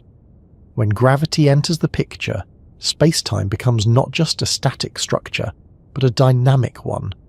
Mass and energy tell space-time how to curve. Curved space-time tells matter how to move. This relationship is the core of general relativity. In this framework, gravity is no longer a force acting across space. It is a manifestation of space-time geometry. Objects follow the straightest possible paths called geodesics, through curved space-time. What we perceive as gravitational attraction is simply the result of objects moving along these paths. Time is inseparable from this geometry. The curvature of space-time affects not only spatial trajectories, but also temporal ones. The rate at which time passes depends on the shape of space-time at a given location. This explains gravitational time dilation in a natural way. Near a massive object, space-time is curved more strongly. Paths through time accumulate differently there than in regions of weaker curvature. Clocks lower in a gravitational field trace shorter temporal intervals between the same events than clocks higher up. Seen this way, gravitational time dilation is not a mysterious slowing imposed by gravity. It is a geometric effect. Different regions of space-time have different temporal geometry. The idea of space-time as a single interwoven fabric also reshapes how distance is understood. Distance is no longer purely spatial. It depends on how space-time is sliced. Two observers may disagree about the distance between events, just as they disagree about the time between them. Yet these disagreements are not arbitrary. They are constrained by the structure of space-time. Observers can transform their measurements into one another's frames using precise rules. Physics remains consistent because the underlying space-time structure remains the same. This unified view also helps explain why the speed of light occupies such a central role. Light follows paths through space-time that define its structure. The speed of light sets the scale that links space and time together. It determines how much space can be traded for time and vice versa. In space-time diagrams, which physicists use to visualize these relationships, light always travels at a 45-degree angle. This angle is the same for all observers. It reflects the invariant nature of the speed of light and the geometry of spacetime itself. Within these diagrams, the effects of time dilation, length contraction, and relativity of simultaneity become geometric facts rather than mysterious behaviours. They emerge naturally from how different observers tilt their axes through spacetime. This geometric interpretation is not merely aesthetic, it has practical power. It allows physicists to predict the behaviour of systems under extreme conditions, such as near black holes or in the early universe. Near a black hole, space-time curvature becomes extreme. Paths through space-time bend sharply. Time slows dramatically relative to distant observers. Spatial distances behave in unfamiliar ways. None of this requires new forces or exotic mechanisms. It follows from the geometry. Space-time also provides a framework for understanding horizons. An event horizon is not a physical surface in space. It is a boundary in space-time, separating events that can influence an observer from those that cannot. This boundary arises because of how space-time is curved by mass. In this context, time plays a crucial role. Events inside a horizon are not simply hidden behind a spatial barrier. They are separated in time-like ways that prevent signals from reaching certain observers. Understanding space-time as a single fabric also changes how we think about the universe as a whole. Instead of imagining the universe evolving moment by moment, one can imagine the entire space-time structure existing as a four-dimensional entity. Events are laid out within it, connected by causal relationships. This viewpoint, sometimes called the block universe perspective, does not imply that change is illusory. It implies that change is represented by relationships between events, rather than by a universal flow of time. Motion and evolution are encoded in the geometry of space-time. Whether or not one adopts this interpretation philosophically, the mathematical framework of relativity supports it naturally. The equations describe space-time as a whole, not as something unfolding in an external time. This does not mean that experience is irrelevant. Humans experience time locally. We remember the past. We anticipate the future. These experiences correspond to how our world lines pass through space-time, and how our brains process information along those paths. Space-time does not deny experience. It contextualizes it. It explains why time feels uniform locally, while varying globally. It explains why our intuitions work at everyday scales and fail at extreme ones. Importantly, space-time is not a substance in the traditional sense. It does not flow. It does not ripple like fabric unless described mathematically in terms of curvature changes. The fabric analogy is useful, but it should not be taken too literally. Space-time is a structure defined by relationships, not a material thing. Still, the interwoven nature of space and time is real. It shows up in experiments, technology, and astronomical observations. It governs how clocks tick, how signals propagate, and how objects move. Once this picture is accepted, it becomes clear that asking what time is, independent of space, is no longer a well-posed question. Time is one aspect of space-time. It cannot be fully understood in isolation. This realization marks a turning point. Earlier, time was shown to slow with motion. Then it was shown to slow with gravity. Now it becomes clear why. Time is not being acted upon from the outside. It is part of the same structure that motion and gravity shape. Seeing space and time as interwoven does not make the universe simpler, but it makes it coherent. The strange behaviours of time are not arbitrary quirks. They are expressions of a deeper structure. Once space and time are understood as a single interwoven structure, it becomes clear that their behaviour cannot be uniform everywhere.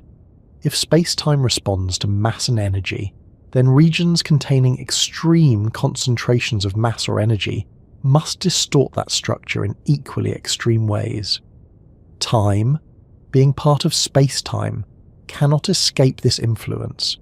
It behaves differently not because it chooses to, but because the geometry it inhabits changes.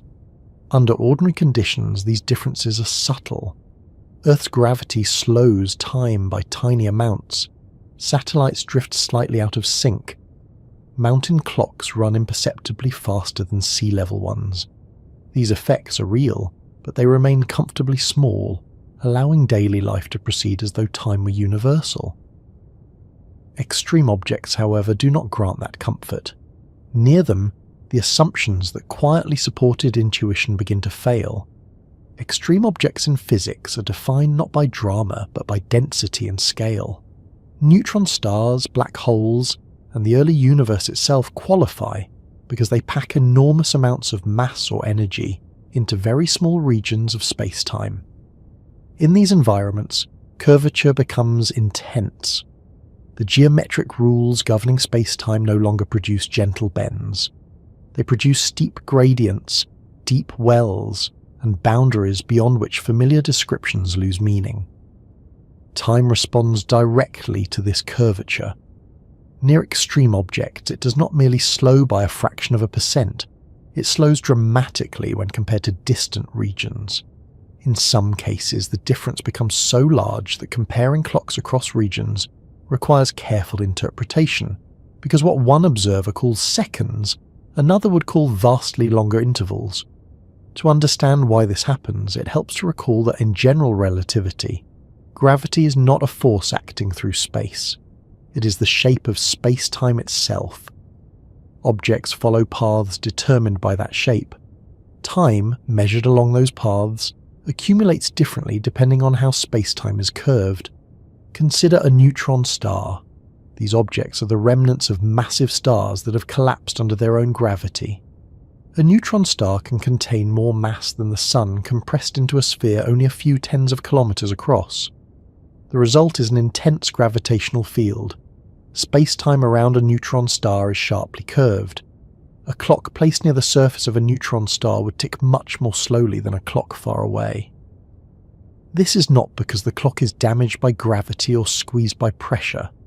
It is because the geometry of space-time near the neutron star allocates less temporal distance between events than the geometry far from it. This difference is not hypothetical. It is a direct prediction of general relativity. In principle, if two observers compared notes after one spent time near a neutron star and the other remained far away, they would find that different amounts of time had passed for each. Black holes take this behavior to its extreme limit. A black hole forms when mass is compressed into such a small region that space-time curvature becomes so steep that not even light can escape from a certain boundary, known as the event horizon. This boundary is not a physical surface, it is a feature of space-time geometry. As an object approaches a black hole, time behaves in a way that depends strongly on perspective. For a distant observer, a clock falling toward the event horizon appears to slow down more and more. The light signals from that clock take increasingly long to reach the observer. The clock never appears to cross the horizon. It seems to freeze just outside it. From the perspective of the falling clock, however, time proceeds normally.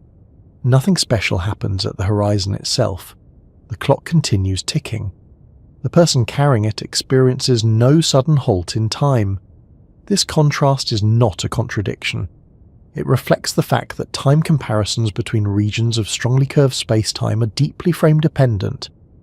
The key point is that time near a black hole is not globally defined. There is no single time coordinate that smoothly covers both the region far away and the region near the horizon in a way that all observers can agree on. Different coordinate choices emphasize different aspects of the geometry. This breakdown of a universal time coordinate is not a mathematical inconvenience. It is a reflection of physical reality. Near extreme objects, the structure of space-time does not support a single, shared notion of time. The situation becomes even more striking when considering the interior of a black hole. According to general relativity, once an object crosses the event horizon, all future paths lead inevitably toward the singularity at the center. Inside the horizon, the roles of space and time effectively swap in a precise mathematical sense. The singularity lies in the future, not in a direction through space. This statement is not metaphorical. It means that moving toward the singularity is as unavoidable as moving toward tomorrow. There is no way to remain at a fixed distance from the singularity, just as there is no way to remain at a fixed time. Time itself, as experienced by any object inside, is directed toward that endpoint. Here, time behaves not just differently, but fundamentally differently from the outside universe. The structure of space-time enforces a temporal direction that cannot be escaped. This is not a property of motion or choice. It is a property of geometry. Extreme behavior of time is not limited to black holes. The early universe presents another example. Shortly after the Big Bang, the universe was extraordinarily dense and hot. Energy densities were immense. Space-time curvature was extreme everywhere, not just near isolated objects. In that early environment, the familiar separation between space and time loses clarity. Expansion rates were enormous. Timescales were short. Processes unfolded under conditions that no longer resemble anything in the present universe. Cosmological models describe this early phase using space-time geometry that evolves rapidly. Time in these models is closely tied to the expansion of space itself. Asking what time was like before the Big Bang becomes problematic, because the concept of time is bound up with the existence of space-time. In these regimes, the idea of time as something flowing independently becomes untenable. Time is part of the evolving geometry. It cannot be extracted and examined in isolation.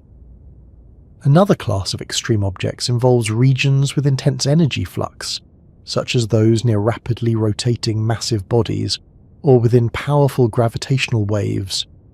In these situations, space-time curvature changes dynamically. Time does not just slow uniformly, it fluctuates depending on local conditions. Gravitational waves, ripples in space-time produced by accelerating masses, carry energy that distorts space-time as they pass. As a gravitational wave moves through a region, it stretches and compresses space-time. This includes the temporal dimension. Clocks separated by distance experience tiny changes in their ticking rates as the wave passes. These effects are extremely small, but they have been measured indirectly through precise instruments designed to detect gravitational waves.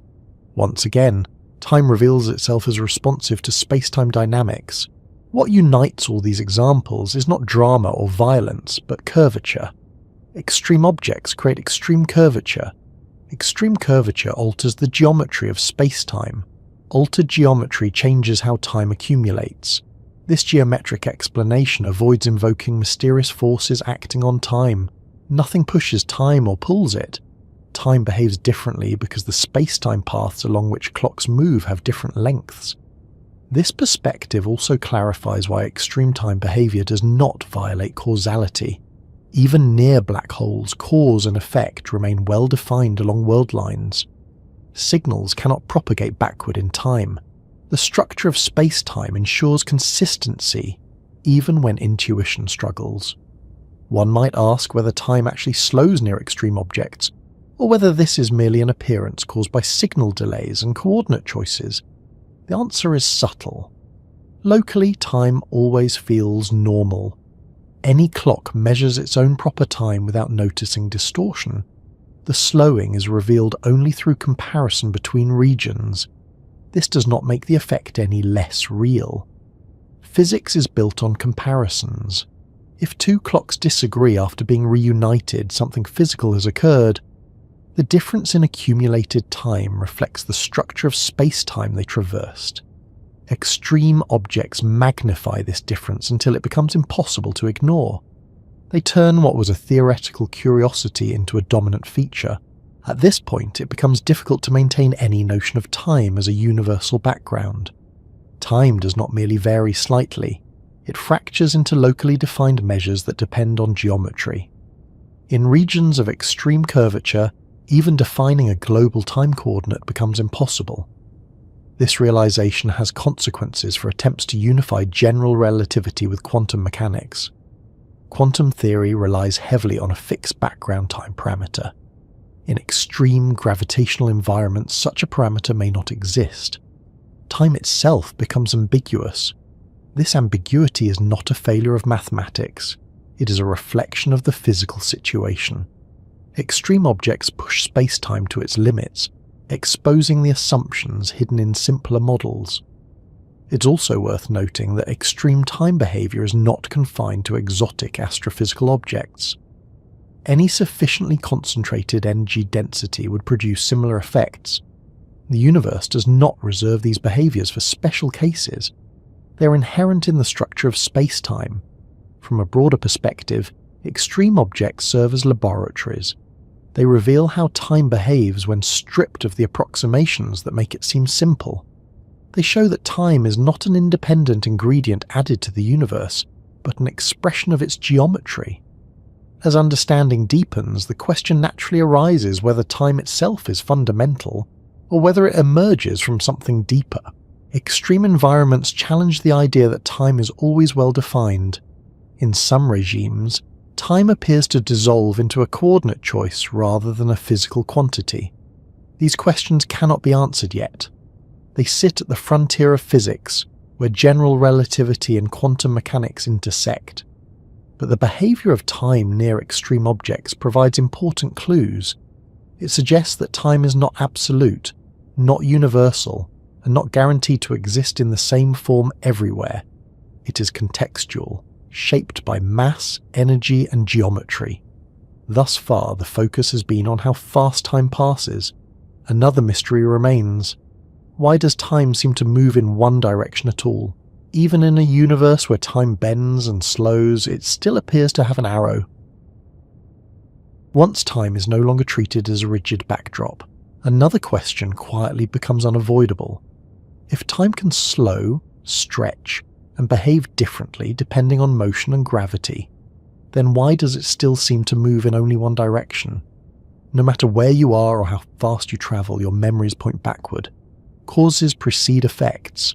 Glasses shatter, but they do not spontaneously reassemble. Heat flows from hot objects to cooler ones, never the other way around. Even when time bends near extreme objects, it still appears to have a direction. This direction is what physicists call the arrow of time. At first glance, this might seem like a psychological issue rather than a physical one. After all, our experience of time's direction is deeply tied to memory, expectation, and biological processes. But physics takes the question seriously, because at a fundamental level, most physical laws do not prefer one direction of time over the other. The equations describing motion, electromagnetism, and even much of quantum mechanics work just as well if time runs backward. This creates a tension. The laws governing the universe appear time-symmetric, yet the universe we observe is not. Somewhere between fundamental equations and everyday experience, a direction emerges. The key to resolving this tension lies not in time itself, but in entropy. Entropy is a concept from thermodynamics, and while it is often loosely described as disorder, that description is incomplete. More precisely, entropy measures how many microscopic configurations correspond to a macroscopic state. It counts how many ways a system can be arranged internally while appearing the same from the outside. Consider a simple example. Imagine a box divided into two halves, with all the gas molecules initially confined to one side. This is a low entropy state because there are relatively few ways to arrange all molecules in just one half of the box. Remove the divider and the gas spreads out to fill the entire box. This new state has much higher entropy because there are vastly more ways for the molecules to be distributed throughout the whole volume. The laws of physics do not forbid the gas from spontaneously gathering back into one half of the box. That configuration is allowed by the equations of motion. What makes it effectively impossible is probability. The number of microstates corresponding to the evenly spread gas is astronomically larger than the number corresponding to the compressed gas. The system almost certainly evolves toward higher entropy, simply because there are more ways for it to be that way. This statistical tendency gives rise to the arrow of time. The direction we call forward is the direction in which entropy increases. The direction we call backward is the direction in which entropy decreases. The universe overwhelmingly prefers the former. What is important here is that the arrow of time is not built into the fundamental laws. It emerges from the behavior of large collections of particles under particular conditions. Time itself does not push systems toward disorder. Instead, systems naturally move from less probable states to more probable ones. This distinction matters. It means that the arrow of time is not a property of time in isolation. It is a property of how matter and energy are arranged and how they evolve statistically. To see how deeply this affects everyday experience, consider memory. Memory is a physical record stored in the brain. Forming a memory requires energy and increases entropy. You can remember the past because physical processes have left traces of it. You cannot remember the future because those traces do not yet exist. This asymmetry is not imposed by time. It arises from the thermodynamic cost of recording information. The same logic applies to causality. Causes precede effects because effects typically involve the dispersal of energy and the increase of entropy. A light bulb turns on after a switch is flipped, not before, because flipping the switch initiates processes that spread energy outward. Reversing that sequence would require an improbable concentration of energy and information. This connection between entropy and temporal direction explains why time's arrow aligns across so many domains. The psychological arrow, the causal arrow, and the thermodynamic arrow all point in the same direction, because they are rooted in the same statistical behavior of matter. What makes this particularly intriguing is that entropy increase depends on initial conditions. For entropy to increase, the universe must start in a state of relatively low entropy. And this raises a profound question. Why did the universe begin in such an ordered state? The early universe, shortly after the Big Bang, was hot and dense, but it was also remarkably uniform. Matter and energy were distributed almost evenly.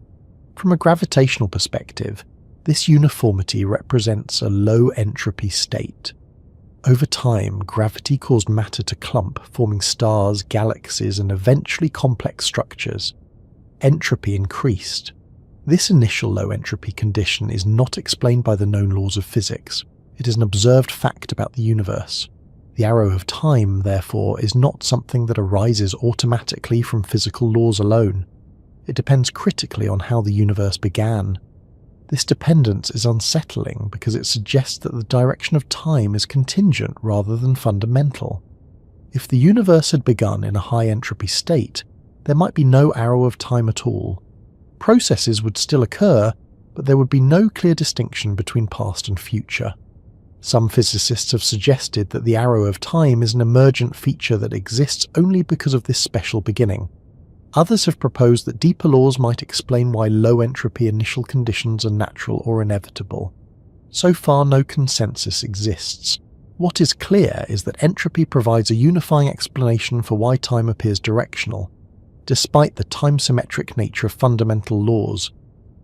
The arrow of time is not written into the equations. It emerges from the statistics of large systems evolving from special initial conditions. This perspective also helps clarify why time dilation and gravitational effects do not reverse the arrow of time. Even near black holes, where time behaves strangely, entropy still increases along world lines. Processes still unfold in a direction consistent with increasing disorder. The geometry of space-time may distort the rate of time's passage, but it does not reverse the statistical tendency underlying entropy. There is one subtle exception worth mentioning. Certain interactions in particle physics violate time reversal symmetry at a very small scale. These violations are real, but they are extremely weak and do not explain the macroscopic arrow of time we experience. The dominant source of time's direction remains thermodynamic. Understanding the arrow of time as a consequence of entropy also reframes familiar experiences. Aging, decay, and irreversibility are not failures of symmetry. They are expressions of probability. Living systems maintain local order by exporting entropy to their surroundings. Life itself depends on this imbalance. From this point of view, the flow of time is inseparable from the flow of energy. Where energy spreads out, time appears to move forward. Where energy is constrained, process is slow. Time's arrow follows the path of increasing entropy through space-time. This insight does not make time less real, it makes it more contextual. Time's direction is not an independent rule imposed on the universe. It is a pattern that arises from how the universe is arranged and how it evolves. As this understanding settles in, it naturally leads to another question. If the arrow of time emerges from entropy, and entropy depends on how systems are arranged, then why do the fundamental laws themselves seem indifferent to time's direction? Why do they allow both forward and backward evolution? Look closely at the equations that govern physics, and something unexpected begins to stand out. Despite everything we experience about time moving forward, despite aging, decay, memory, and entropy, most of the fundamental laws do not seem to care which way time points. Write them down, reverse the direction of time in the mathematics, and in many cases nothing breaks. The equations remain valid. The universe, at least on paper, appears just as comfortable running backward as it does running forward.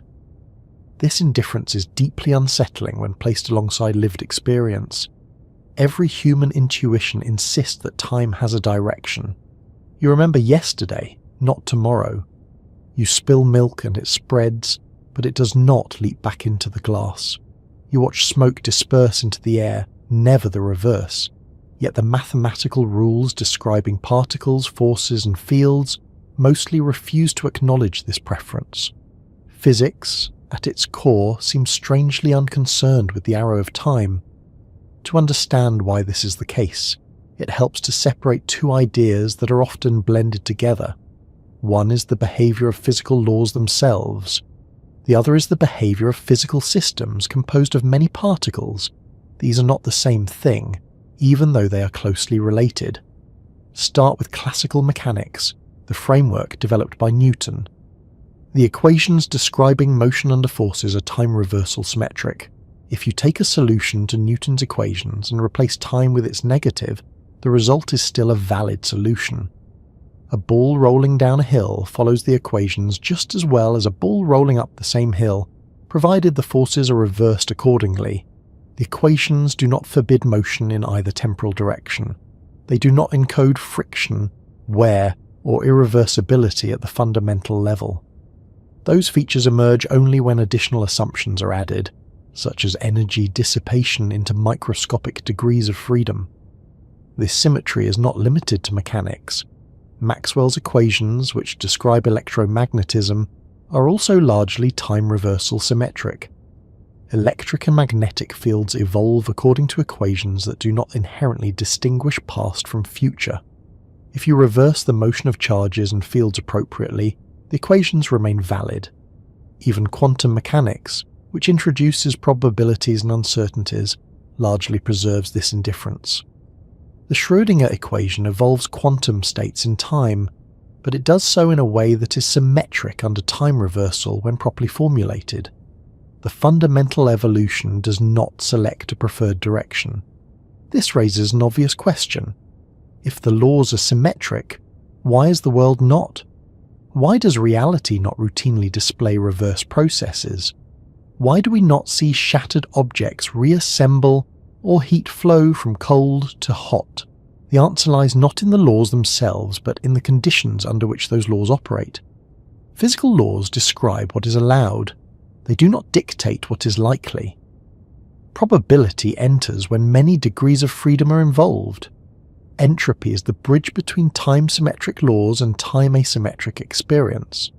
As discussed earlier, entropy measures how many microscopic configurations correspond to a macroscopic state.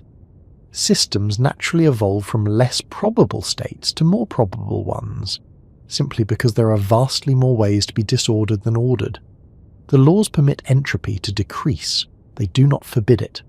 But the probability of spontaneous entropy decrease in large systems is so small that it never occurs in practice. This statistical asymmetry gives rise to the arrow of time, even though the laws themselves remain neutral. An analogy can help clarify this point. Consider a perfectly fair coin. The laws governing its behavior are symmetric. Heads and tails are equally allowed. Yet if you flip the coin 1,000,000 times, you will almost certainly see roughly equal numbers of heads and tails, not 1,000,000 heads in a row. The laws do not forbid the latter outcome. Probability makes it effectively impossible. Similarly, the laws of physics do not forbid entropy decrease. Probability makes it overwhelmingly unlikely in macroscopic systems. This distinction explains why reversing a video of microscopic particle interactions often looks plausible, while reversing a video of everyday events does not. At small scales, where few particles are involved, entropy changes are modest and reversals are not absurdly improbable. At large scales, the number of particles involved makes reversal astronomically unlikely. Another important factor is that the fundamental laws describe local interactions. They govern how particles influence one another in immediate proximity. The arrow of time, by contrast, is a global property that emerges when many such interactions are considered together over extended regions of space-time. Local laws do not encode global direction. They operate moment to moment, interaction to interaction. Directionality arises only when the initial conditions constrain how those interactions unfold statistically. This helps explain why physical laws mostly ignore time's direction. They were never meant to encode it. Direction is not a primitive feature at the level of individual interactions. It is an emergent feature of complex systems evolving from special initial states. There is, however, a small but important caveat. Certain processes in particle physics do violate time reversal symmetry in a strict sense. These violations are associated with weak nuclear interactions and are observed in the behavior of certain subatomic particles such as kaons and B-mesons. In these systems, the probability of a process occurring forward in time is not exactly the same as the probability of the time-reversed process. This is genuine time reversal violation, not merely a statistical effect. However, these violations are extremely subtle. They occur only in rare processes under specific conditions. More importantly, they do not explain the macroscopic arrow of time. Their effect is far too small to account for everyday irreversibility. As a result, most physicists agree that while time reversal violation exists at a fundamental level, it is not the primary source of time's arrow as we experience it. The dominant contributor remains entropy and initial conditions. This brings attention back to the early universe. For entropy to increase, the universe must have started in a state of unusually low entropy. This fact is not explained by time's symmetric laws alone. It is an additional condition imposed on the universe's history. The laws describe how the universe evolves given a starting point. They do not specify that starting point. The arrow of time, therefore, reflects not just the laws, but the universe's initial configuration. This has deep implications. It suggests that the direction of time is contingent rather than fundamental. If the universe had begun differently, the arrow of time might not exist at all, or might exist in a different form. Some speculative models even consider universes in which entropy decreases in one temporal direction away from a low entropy boundary, creating two arrows pointing in opposite directions. In such models, what one region calls the future, another might call the past. These ideas remain theoretical, but they illustrate how tightly time's direction is linked to boundary conditions rather than laws. Another reason physical laws ignore time's direction is practical. Physics seeks universal principles that apply under all conditions. Encoding a preferred direction of time into the laws would require specifying special states or histories, which would undermine their generality. Instead, physics separates dynamics from conditions. The laws provide the rules. The universe's initial state determines how those rules play out. This division allows the same laws to describe vastly different scenarios without modification. There is also a deeper conceptual reason. At the most fundamental level, physics is concerned with relations between events, not with an evolving present. The equations describe how states relate to one another across space-time, not how the universe moves through time. This perspective becomes especially clear in relativistic physics. where space-time is treated as a four-dimensional structure. The laws describe relationships within that structure. They do not single out a preferred direction along the time dimension. From this viewpoint, asking why the laws ignore time's direction is a bit like asking why the laws ignore north versus south.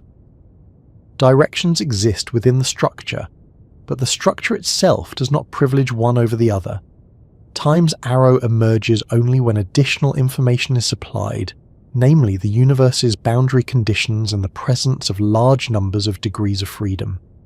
This way of thinking also helps clarify why time feels directional to conscious observers. Brains are physical systems that operate far from equilibrium. They maintain order by exporting entropy. Memory formation, perception, and decision-making all rely on irreversible processes. Conscious experience, therefore, inherits the arrow of time from thermodynamics. We experience time flowing forward because our physical structure depends on entropy increase. The laws themselves do not need to encode this experience.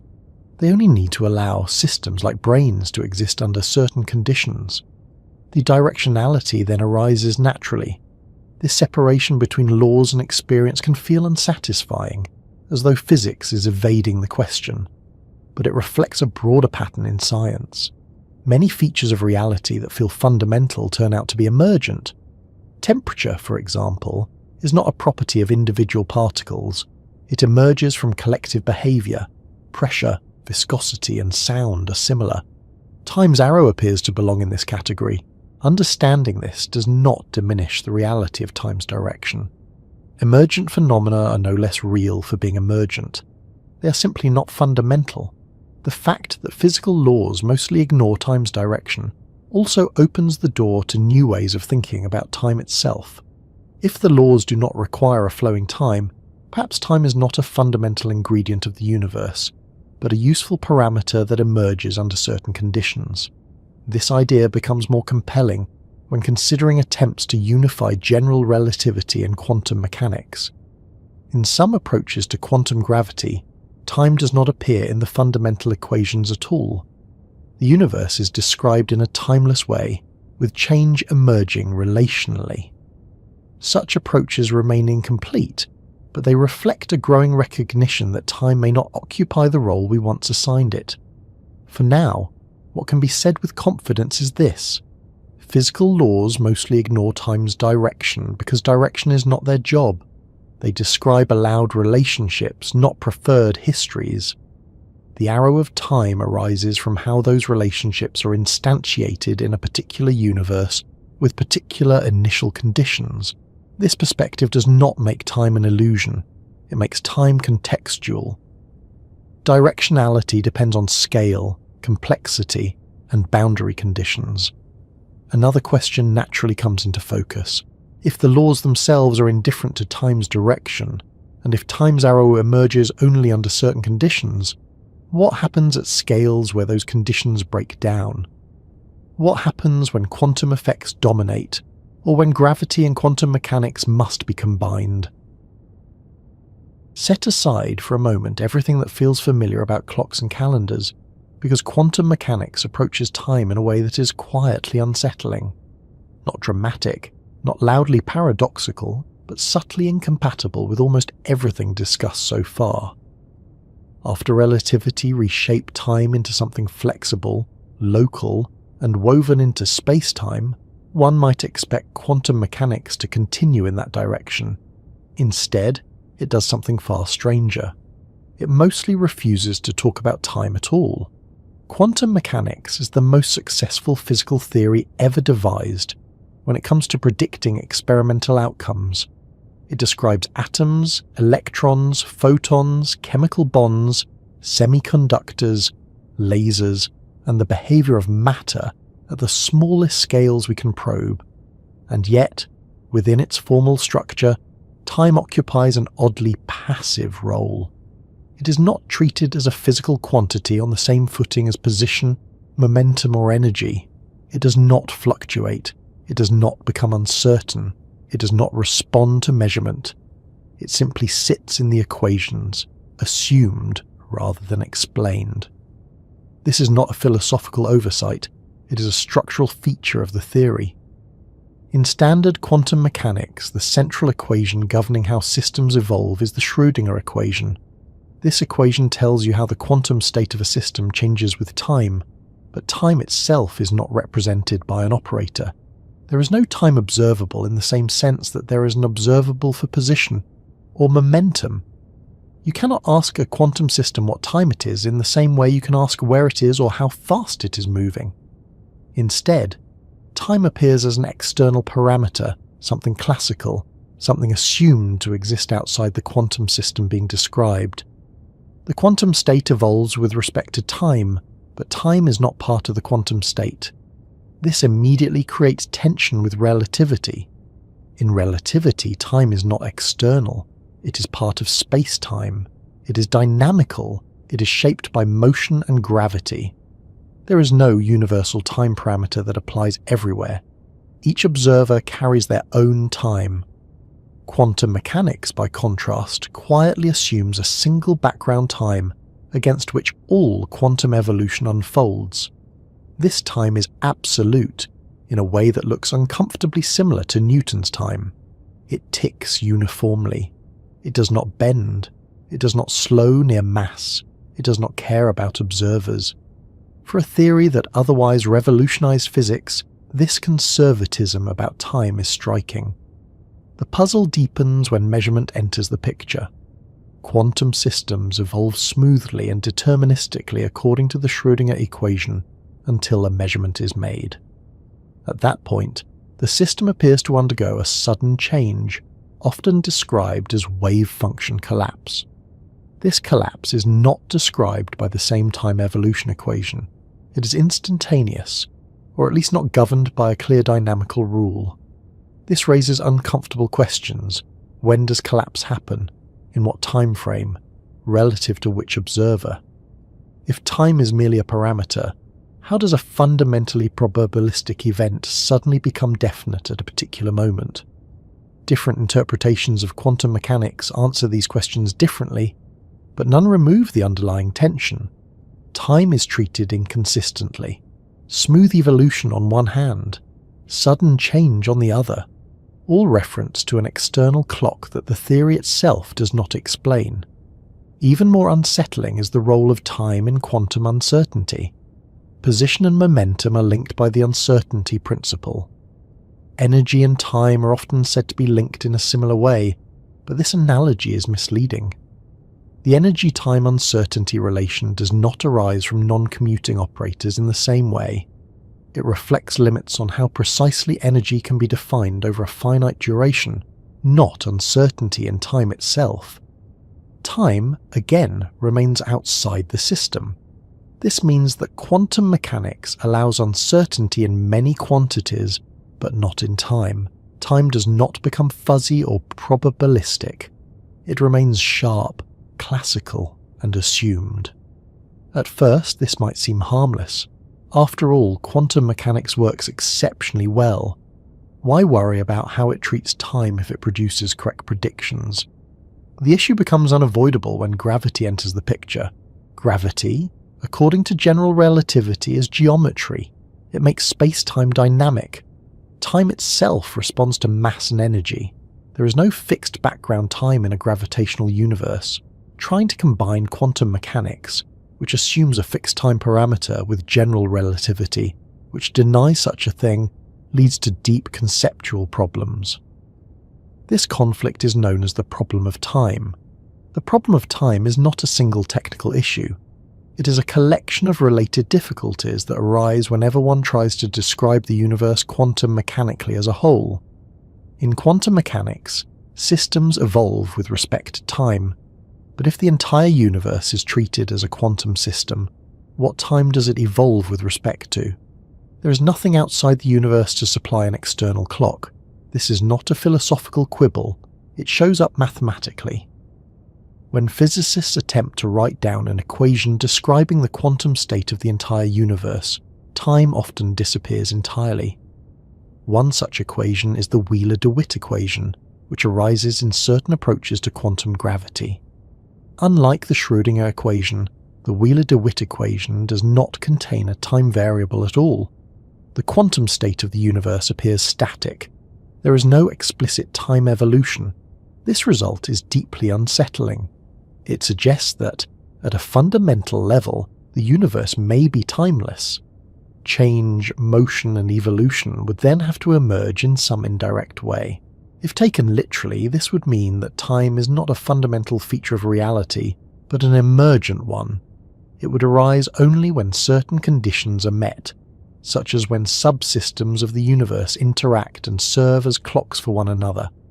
Several approaches attempt to make sense of this idea. One common strategy is to treat time relationally. Instead of evolving with respect to an external parameter, systems evolve with respect to one another. One part of the system acts as a clock, and other parts are described in relation to it. In this view, time is not something that exists independently. It is something that arises from correlations between physical systems. A clock does not measure time, it defines it. This idea aligns surprisingly well with earlier insights. We never measure time directly, we measure change. Clocks track repetitive physical processes. If those processes are treated quantum mechanically, then time itself becomes a property of relationships rather than a background structure. However, implementing this idea consistently is difficult. Quantum systems do not always behave like good clocks. They fluctuate, they become entangled, they decohere. Defining a clean temporal ordering becomes challenging. Another approach is to treat time as emergent from quantum entanglement. Some theories suggest that the growth of entanglement between subsystems could define a direction and sense of time. As systems become more entangled, information spreads, and something like temporal ordering emerges. This is still speculative, but it reflects a broader shift in thinking. Time may not be fundamental, it may be a byproduct of quantum correlations in a complex universe. There is also the many worlds interpretation, which eliminates wave function collapse entirely. In this picture, the quantum state always evolves smoothly according to the Schrödinger equation. Measurement does not cause collapse. Instead, the universe branches into multiple non-interacting outcomes. Time in this interpretation is still treated as a parameter, but the puzzle of collapse timing disappears. However, the deeper problem remains. Time is still assumed, not explained. Across all interpretations, quantum mechanics treats time differently from other physical quantities. It is not quantized, it is not dynamic, it does not fluctuate, it does not interact. This asymmetry becomes especially troubling when compared to relativity, where space and time are treated symmetrically. Space can stretch, time can stretch, space can curve, time can curve.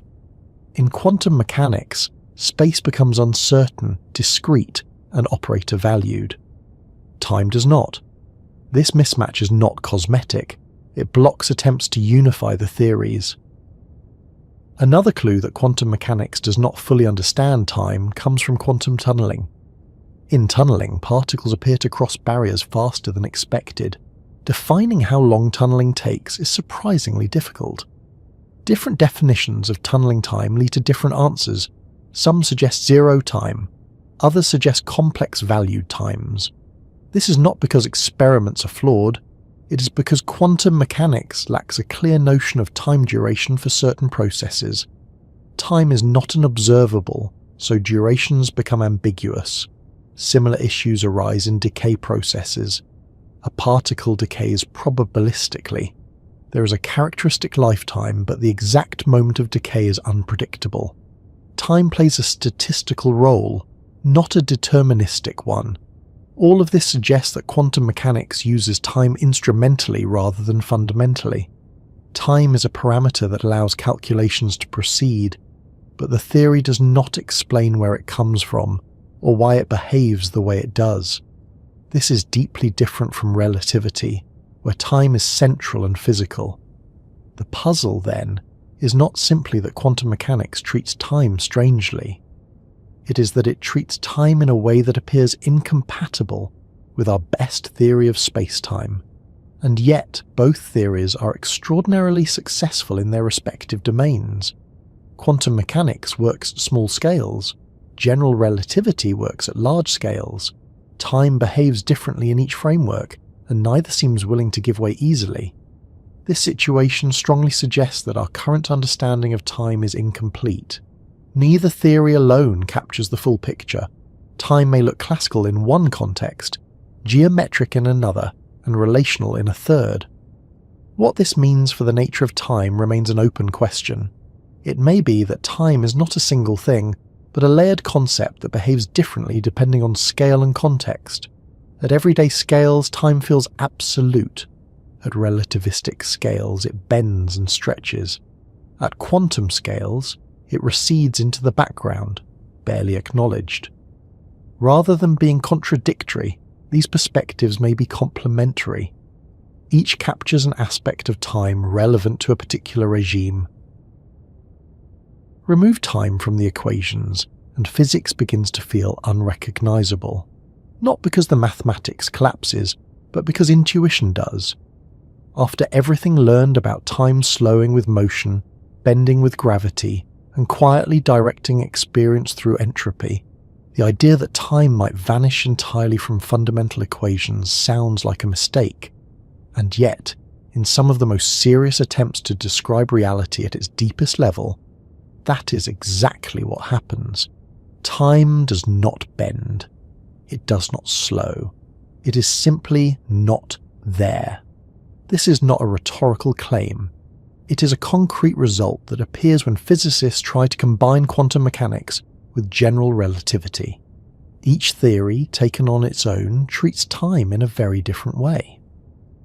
When they are forced into the same mathematical framework, neither treatment survives intact. What emerges instead is something far stranger, a description of the universe that does not evolve in time at all. To see why this happens, it helps to recall how time enters physics in the first place. In classical mechanics, time is an external parameter. Systems evolve with respect to it. In quantum mechanics, time remains external, even as everything else becomes probabilistic. In general relativity, time becomes part of space-time and responds dynamically to mass and energy. Already, these views are in tension. The conflict becomes unavoidable when attempting to describe the universe itself as a quantum system. Quantum mechanics assumes an external clock.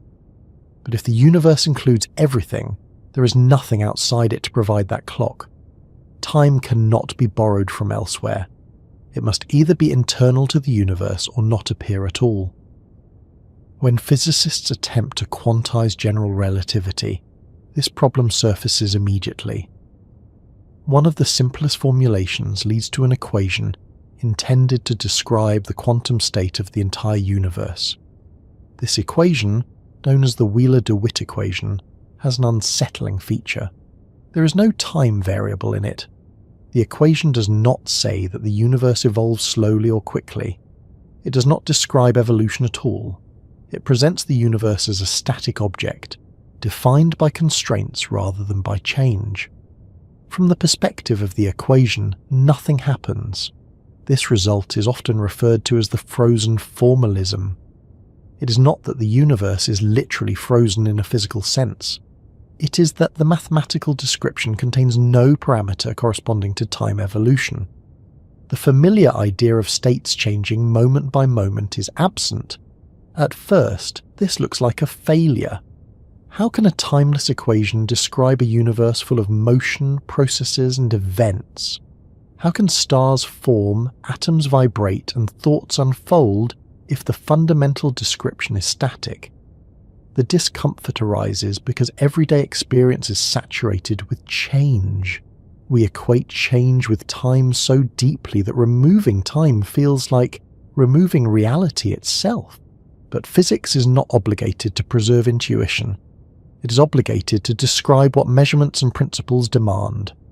The absence of time in these equations is not accidental. It reflects the fact that general relativity treats time as a coordinate that can be chosen in different ways. There is no preferred time coordinate built into the theory.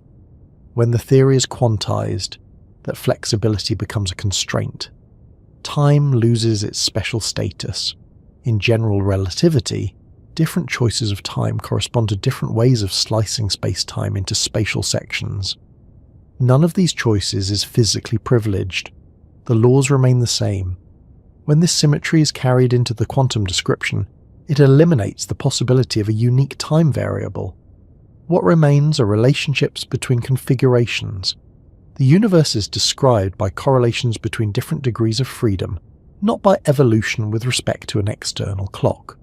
This shift is subtle, but profound. Instead of asking how a system changes over time, the question becomes how different aspects of the system are related. Change becomes relational rather than temporal. To make this idea more concrete, imagine a very simple universe containing only two physical quantities. Instead of asking how one quantity changes over time, one can ask how one quantity changes relative to the other. One variable can serve as a reference against which the other varies. In this picture, time is not fundamental. It is an emergent bookkeeping device that arises when one part of a system is used as a clock for another part. The clock does not measure time, it defines it. This relational approach to time appears in several attempts to address the problem. One version involves identifying a physical degree of freedom that behaves monotonically and using it as an internal time parameter. Other degrees of freedom are then described as evolving relative to it. While this can restore a sense of change, it is not a complete solution. Different choices of internal clocks can lead to different descriptions. There is no unique time. Time becomes contextual. This contextuality aligns with earlier insights from relativity. Different observers carry different times. There is no universal present. The disappearance of time from fundamental equations pushes this idea to its logical extreme. Another approach involves quantum entanglement. In some models, time emerges from correlations between subsystems. As entanglement spreads, information flows, and an effective temporal ordering arises. In these models, time is not a background parameter, but a pattern in the structure of quantum correlations. Change is encoded in how subsystems relate to one another, not in an external ticking variable. This idea has gained traction because it resonates with how time is actually measured. Clocks are physical systems. They interact with other systems, they become entangled with their environments. Their readings are not abstract numbers, they are physical states. If clocks are quantum systems, then time itself may be inseparable from quantum relationships. The disappearance of time from equations also sheds light on the arrow of time. If the fundamental description is timeless, then directionality cannot be fundamental. It must emerge from asymmetries and correlations, initial conditions, or entanglement patterns. This fits naturally with the thermodynamic arrow. Entropy increase describes how correlations spread, and information becomes less accessible. The direction of time may correspond to the direction in which correlations grow. From this perspective, the flow of time is not a feature of the universe as a whole, but a feature of subsystems embedded within it. Observers experience time because they are physical systems interacting irreversibly with their surroundings. The universe itself, described as a whole, may not need time. This idea challenges deeply held assumptions. It suggests that the universe does not evolve in time. Instead, time is something that exists only within the universe, not for the universe. This is difficult to accept because language itself is temporal. Even describing a timeless universe requires temporal phrasing. But the mathematical structures do not share this limitation. Importantly, a timeless description does not imply that change is illusory. It implies that change is encoded statically, in relationships rather than in motion through time. Consider a book. The entire story exists at once in the printed pages. Characters move, events unfold, causes lead to effects. But the book itself does not change. The progression of the story is experienced by a reader, not by the book. This analogy is imperfect, but it captures something essential. A timeless structure can encode dynamic experiences without itself evolving. In space-time physics, a similar idea appears in the block universe picture. All events exist within space-time. Change is represented by relations between events, not by a moving present. When time disappears from equations, this block-like description becomes unavoidable. The universe is described as a whole, not as something unfolding. This raises difficult questions about causality and agency. If the universe is timeless at the fundamental level, what does it mean to cause something? What does it mean to choose? Physics does not answer these questions directly. It describes structure, not meaning. But it does suggest that causality, like time's arrow, may be emergent rather than fundamental. Another implication concerns measurement. In a timeless universe, measurement cannot be an event that happens at a particular time in an absolute sense. It must be described relationally, as a correlation between system and apparatus. This aligns with modern approaches to quantum measurement, which emphasize decoherence and entanglement rather than instantaneous collapse. Measurement becomes a process embedded in a network of correlations. Seen this way, the disappearance of time from equations is not a failure of physics. It is a clue.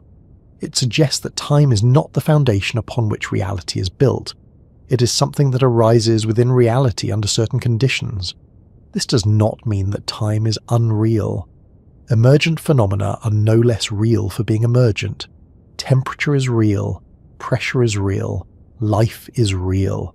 None of these appear in the fundamental equations of particle physics. Time may belong in the same category. The challenge is that time feels more fundamental than these other quantities. It frames all experience. But feeling fundamental is not the same as being fundamental. Physics has repeatedly shown that intuition is shaped by scale. What feels basic at one scale dissolves at another. Solidity dissolves into atoms. Continuous motion dissolves into quantum jumps. Absolute time may dissolve into relational structure. At present, there is no complete theory that fully explains how time emerges from a timeless foundation. Different approaches offer partial insights. None has been confirmed experimentally.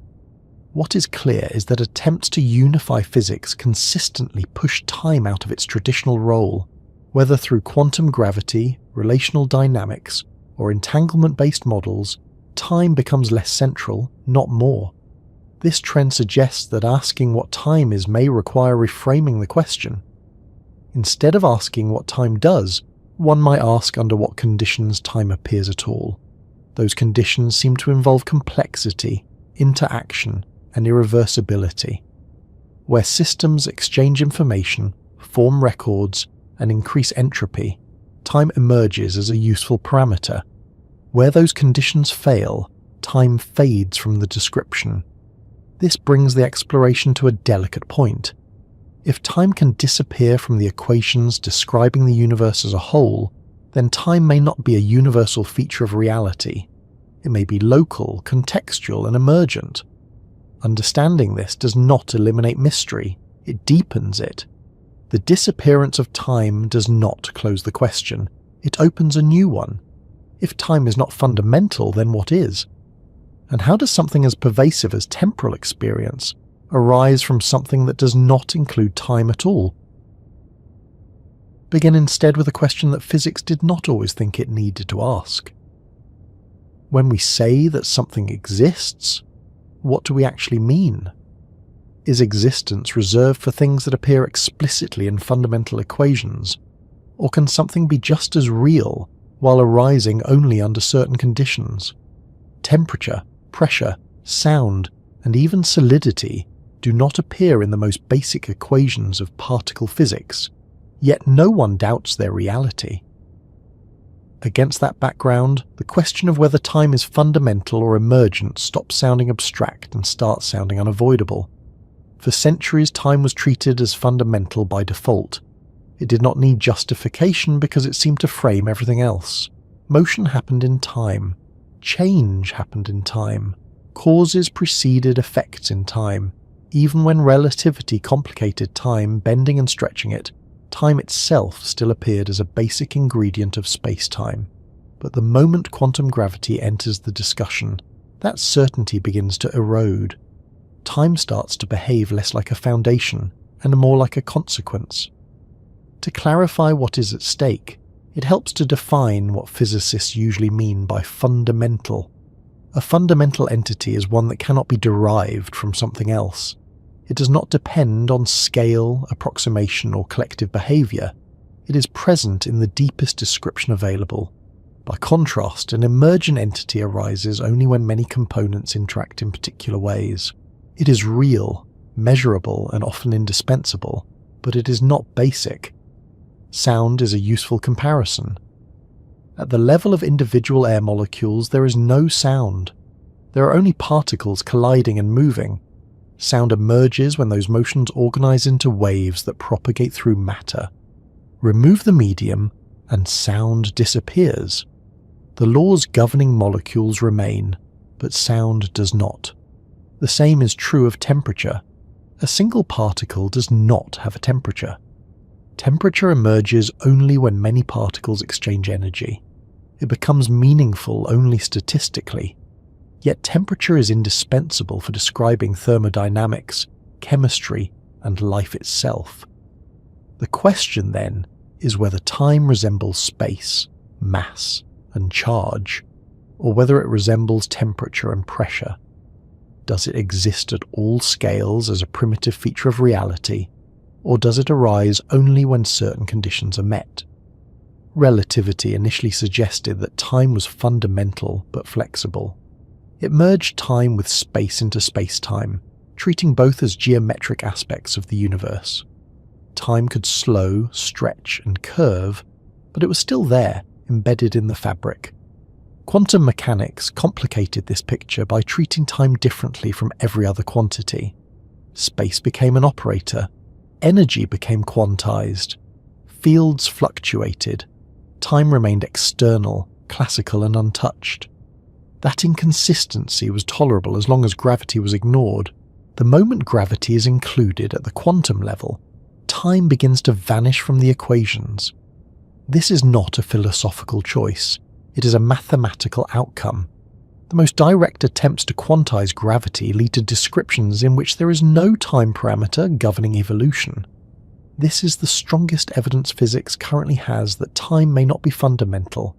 Fundamental equations do not usually discard foundational concepts casually. When something drops out entirely, it demands attention. Still, disappearance alone does not settle the issue. It could mean the formulation is incomplete. It could mean time is hidden in a different form, or it could mean time truly emerges only under certain conditions. To explore that possibility, consider how time is actually used in practice. We never observe time directly. We observe processes. We compare change against change. A clock does not detect time as a substance. It tracks a repeating physical process and uses it as a reference. Every operational definition of time relies on correlation. One thing changes while another thing changes, and their relationship is labelled temporal. This is already suggestive. If time were fundamental in the same way as mass or charge, one might expect it to be directly measurable, not inferred. This relational character becomes even more apparent in relativistic physics. Different observers carry different times. There is no universal clock.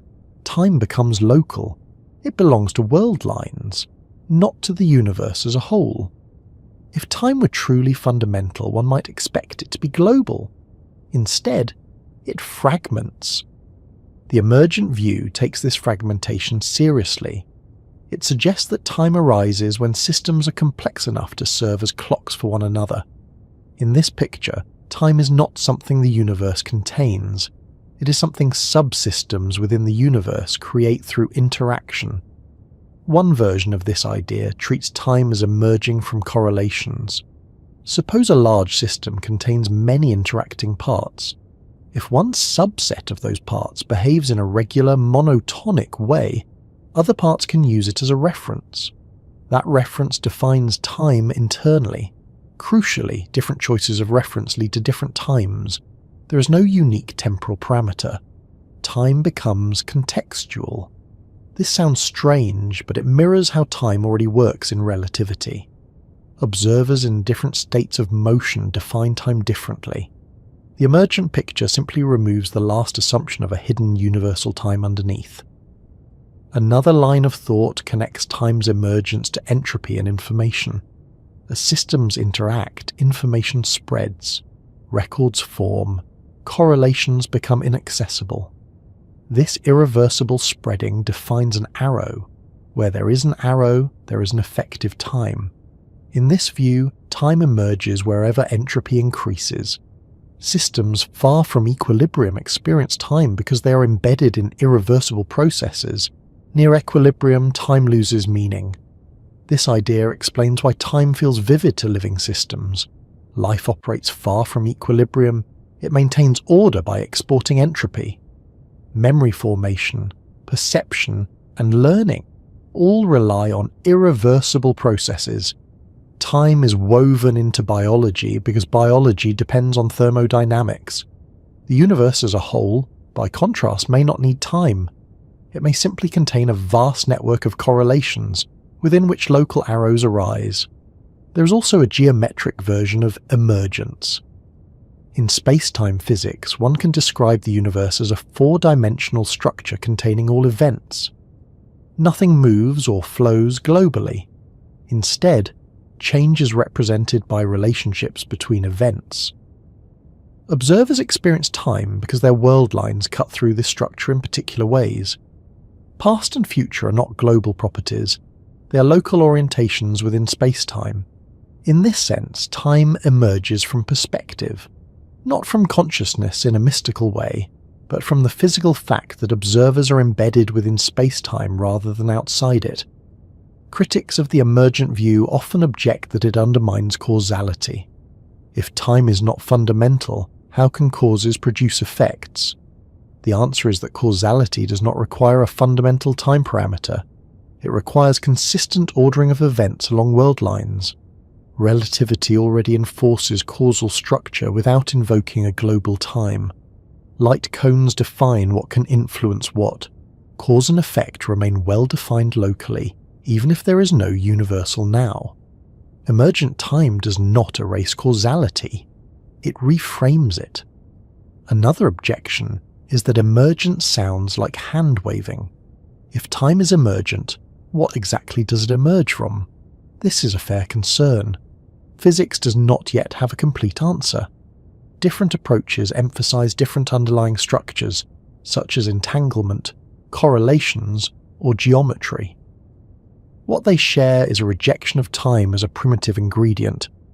This rejection is not arbitrary. It is driven by the failure of time to behave consistently across theories.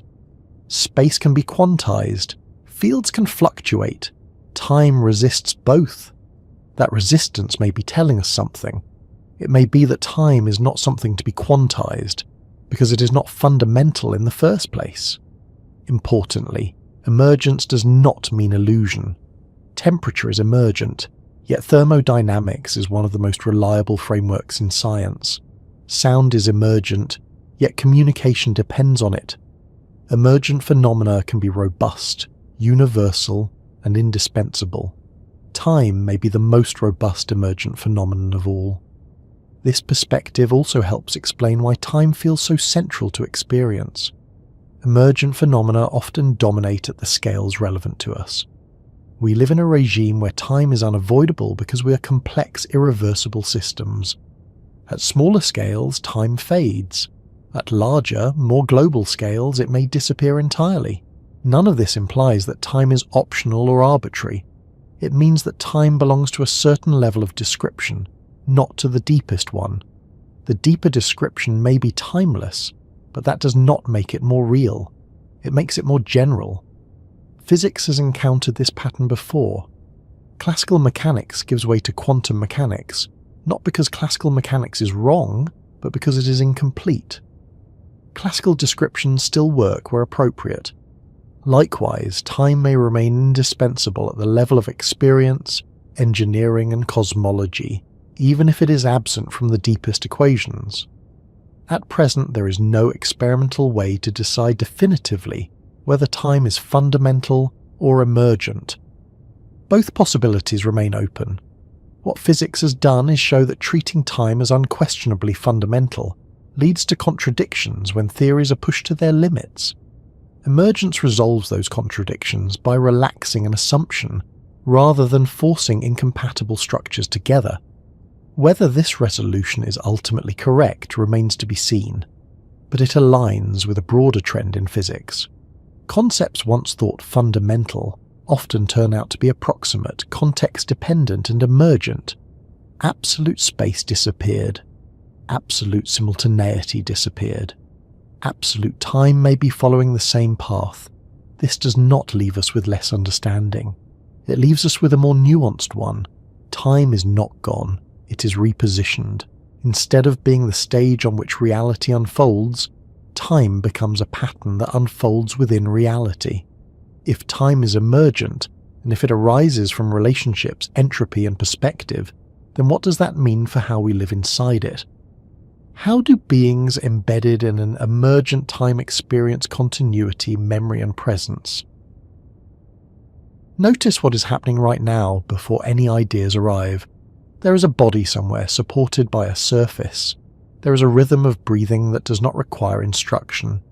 There may be distant sounds, or perhaps a quiet that feels full rather than empty. After travelling through equations, theories and limits of understanding, the simplest fact remains. There is an experience occurring, and it feels like now. Physics does not often pause to acknowledge this. Its job is not to describe experience, but structure. And yet everything discussed so far ultimately circles back to this moment, because every measurement, every clock reading, every experiment ever performed happens somewhere, sometime, for someone. However strange time becomes in equations, it still arrives to us as presence. Throughout this exploration, time has gradually lost the qualities that once made it feel solid. It is no longer universal. It does not flow at the same rate everywhere. It bends with motion. It slows near mass. It fragments between observers. At the deepest levels, it may not exist at all in the way we imagine, and yet, here it is again, unmistakable, unfolding as awareness. This is not a contradiction. It is a layering. Physics describes reality at different levels, and time belongs differently to each. At the most fundamental level, time may be absent, replaced by relationships and constraints. At the level of space-time, time becomes geometric, local and flexible. At the level of thermodynamics, time acquires a direction through entropy. And at the level of experience, time becomes felt continuity. Returning to the present moment does not undo any of the science. It completes the picture. Consider what the present actually is, from a physical point of view. It is not a universal slice of the universe. There is no cosmic now sweeping across space. Relativity has removed that possibility. Instead, the present is local. It belongs to a world line. It is defined by what can influence you and what you can influence in return. The present moment is the set of events within your immediate light cone that are interacting with your body and brain. Signals arriving now left their sources at different times. Light from a nearby lamp left moments ago. Light from a distant star left years or centuries ago. Yet they meet here, now, forming a coherent experience. The present, then, is not a point in time, it is a process of integration. Your brain continuously assembles information arriving at different delays into something that feels unified. That feeling is not given by the universe. It is constructed by a physical system embedded within it. This does not make the present unreal, it makes it physical. Memory plays a crucial role in this construction. Memory is not a passive recording of the past. It is an active, energy-consuming process that encodes information irreversibly. Each memory formed increases entropy somewhere, exporting disorder into the surroundings. This is why memory points in one direction. You remember the past because physical traces of past events exist. You do not remember the future because those traces have not formed. The present moment is where memory formation happens. Anticipation works similarly. Predictions about the future are constructed from stored information and probabilistic inference. They do not access the future, they estimate it. From this perspective, the present is the interface between stored correlations and unfolding uncertainty. It is where the universe becomes informative to a particular system. Time, as experienced, is not something moving. It is something being updated. Each moment, your internal state changes in response to interactions. That change gives the impression of flow. But nothing external needs to flow for this to occur. The flow is internal, relational, and local. This aligns surprisingly well with the idea of emergent time. If time arises from correlations, entropy, and interaction, then the present moment is simply the region where those processes are active for you. Physics does not need to postulate a moving present. It only needs systems capable of recording, processing, and updating information. Where such systems exist, time appears. This also explains why the present feels continuous, even though physics, at some scales, suggests discreteness. Neural processes integrate over short intervals, sensory data is smoothed, tiny gaps are filled in automatically. Continuity is an emergent feature of perception. The now you experience is not infinitely thin. It has duration. Studies suggest that conscious integration occurs over tens or hundreds of milliseconds. That interval is your experiential present. Outside that window, events are either remembered or anticipated. Inside it, they feel immediate. This experiential present is not fixed across species, or even across states of consciousness. Alter attention, fatigue, or chemistry, and the felt width of the present changes. Time seems to slow or speed up, not because external time changes, but because processing does. Again, time reveals itself as contextual. What is striking is how gently all of this fits together. The physics that dismantles absolute time does not erase experience. It explains why experience is local, directional, and grounded in change. Returning to the present moment, then, is not a retreat from science. It is a recognition of where science meets embodiment. Your body exists along a world line. That world line accumulates proper time. That proper time is what your cells, your metabolism, and your nervous system respond to. No matter how time behaves elsewhere in the universe, this local time governs your processes. Even if the universe as a whole were timeless, your experience would not be, because experience requires change, and change requires difference between states. This is an important distinction. A timeless description of the universe does not imply a timeless experience within it. The two operate at different descriptive levels. A map does not move, but a journey occurs within it. From this angle, the present moment becomes something quietly remarkable. It is the point where a timeless structure gives rise to lived continuity. It is where relational physics becomes felt reality. Nothing about this requires mysticism. It follows directly from the way complex systems behave. As you rest here, listening, breathing, perhaps allowing the edges of attention to soften, you are participating in this process. Neural activity, chemical gradients, electrical signals, all unfolding according to physical law, all creating the sensation of now. The universe does not need to know what time it is for this to happen. This realization can be oddly comforting. If time is not something racing forward independently, there is less sense of being chased by it. What exists is this ongoing update, this continual integration of information. Moments do not rush past, they are replaced. Even the language of passing is misleading. Nothing leaves.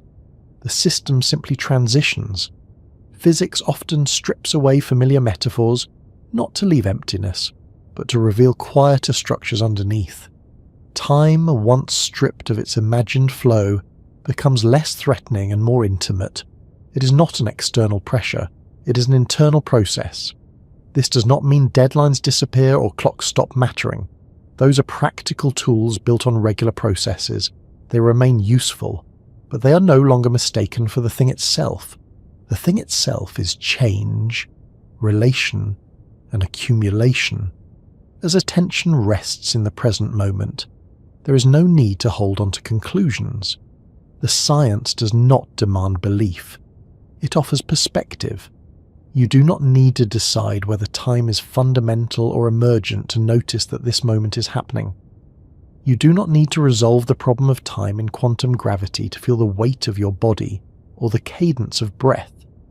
Physics has done its part by loosening assumptions. What remains is simply being here, and being here is not static. Even now, micro changes are occurring. Cells exchange molecules, neurons fire, signals arrive, records form, entropy increases slightly. Time, in the only sense that matters locally, continues, not as a river, not as a ticking background, but as an unfolding pattern of relations. There is nowhere this needs to go next, no final answer waiting. The exploration does not end because the present does not end, it refreshes. As this settles, you may notice that the question of what time really is has softened. It no longer demands resolution. It becomes something to live inside rather than solve. Physics at its best does not close experience. It opens it gently, making room for curiosity without urgency. So for now, let the present moment be what it is. Not a point on a timeline, not a fleeting instant, but a living interface where structure and experience meet.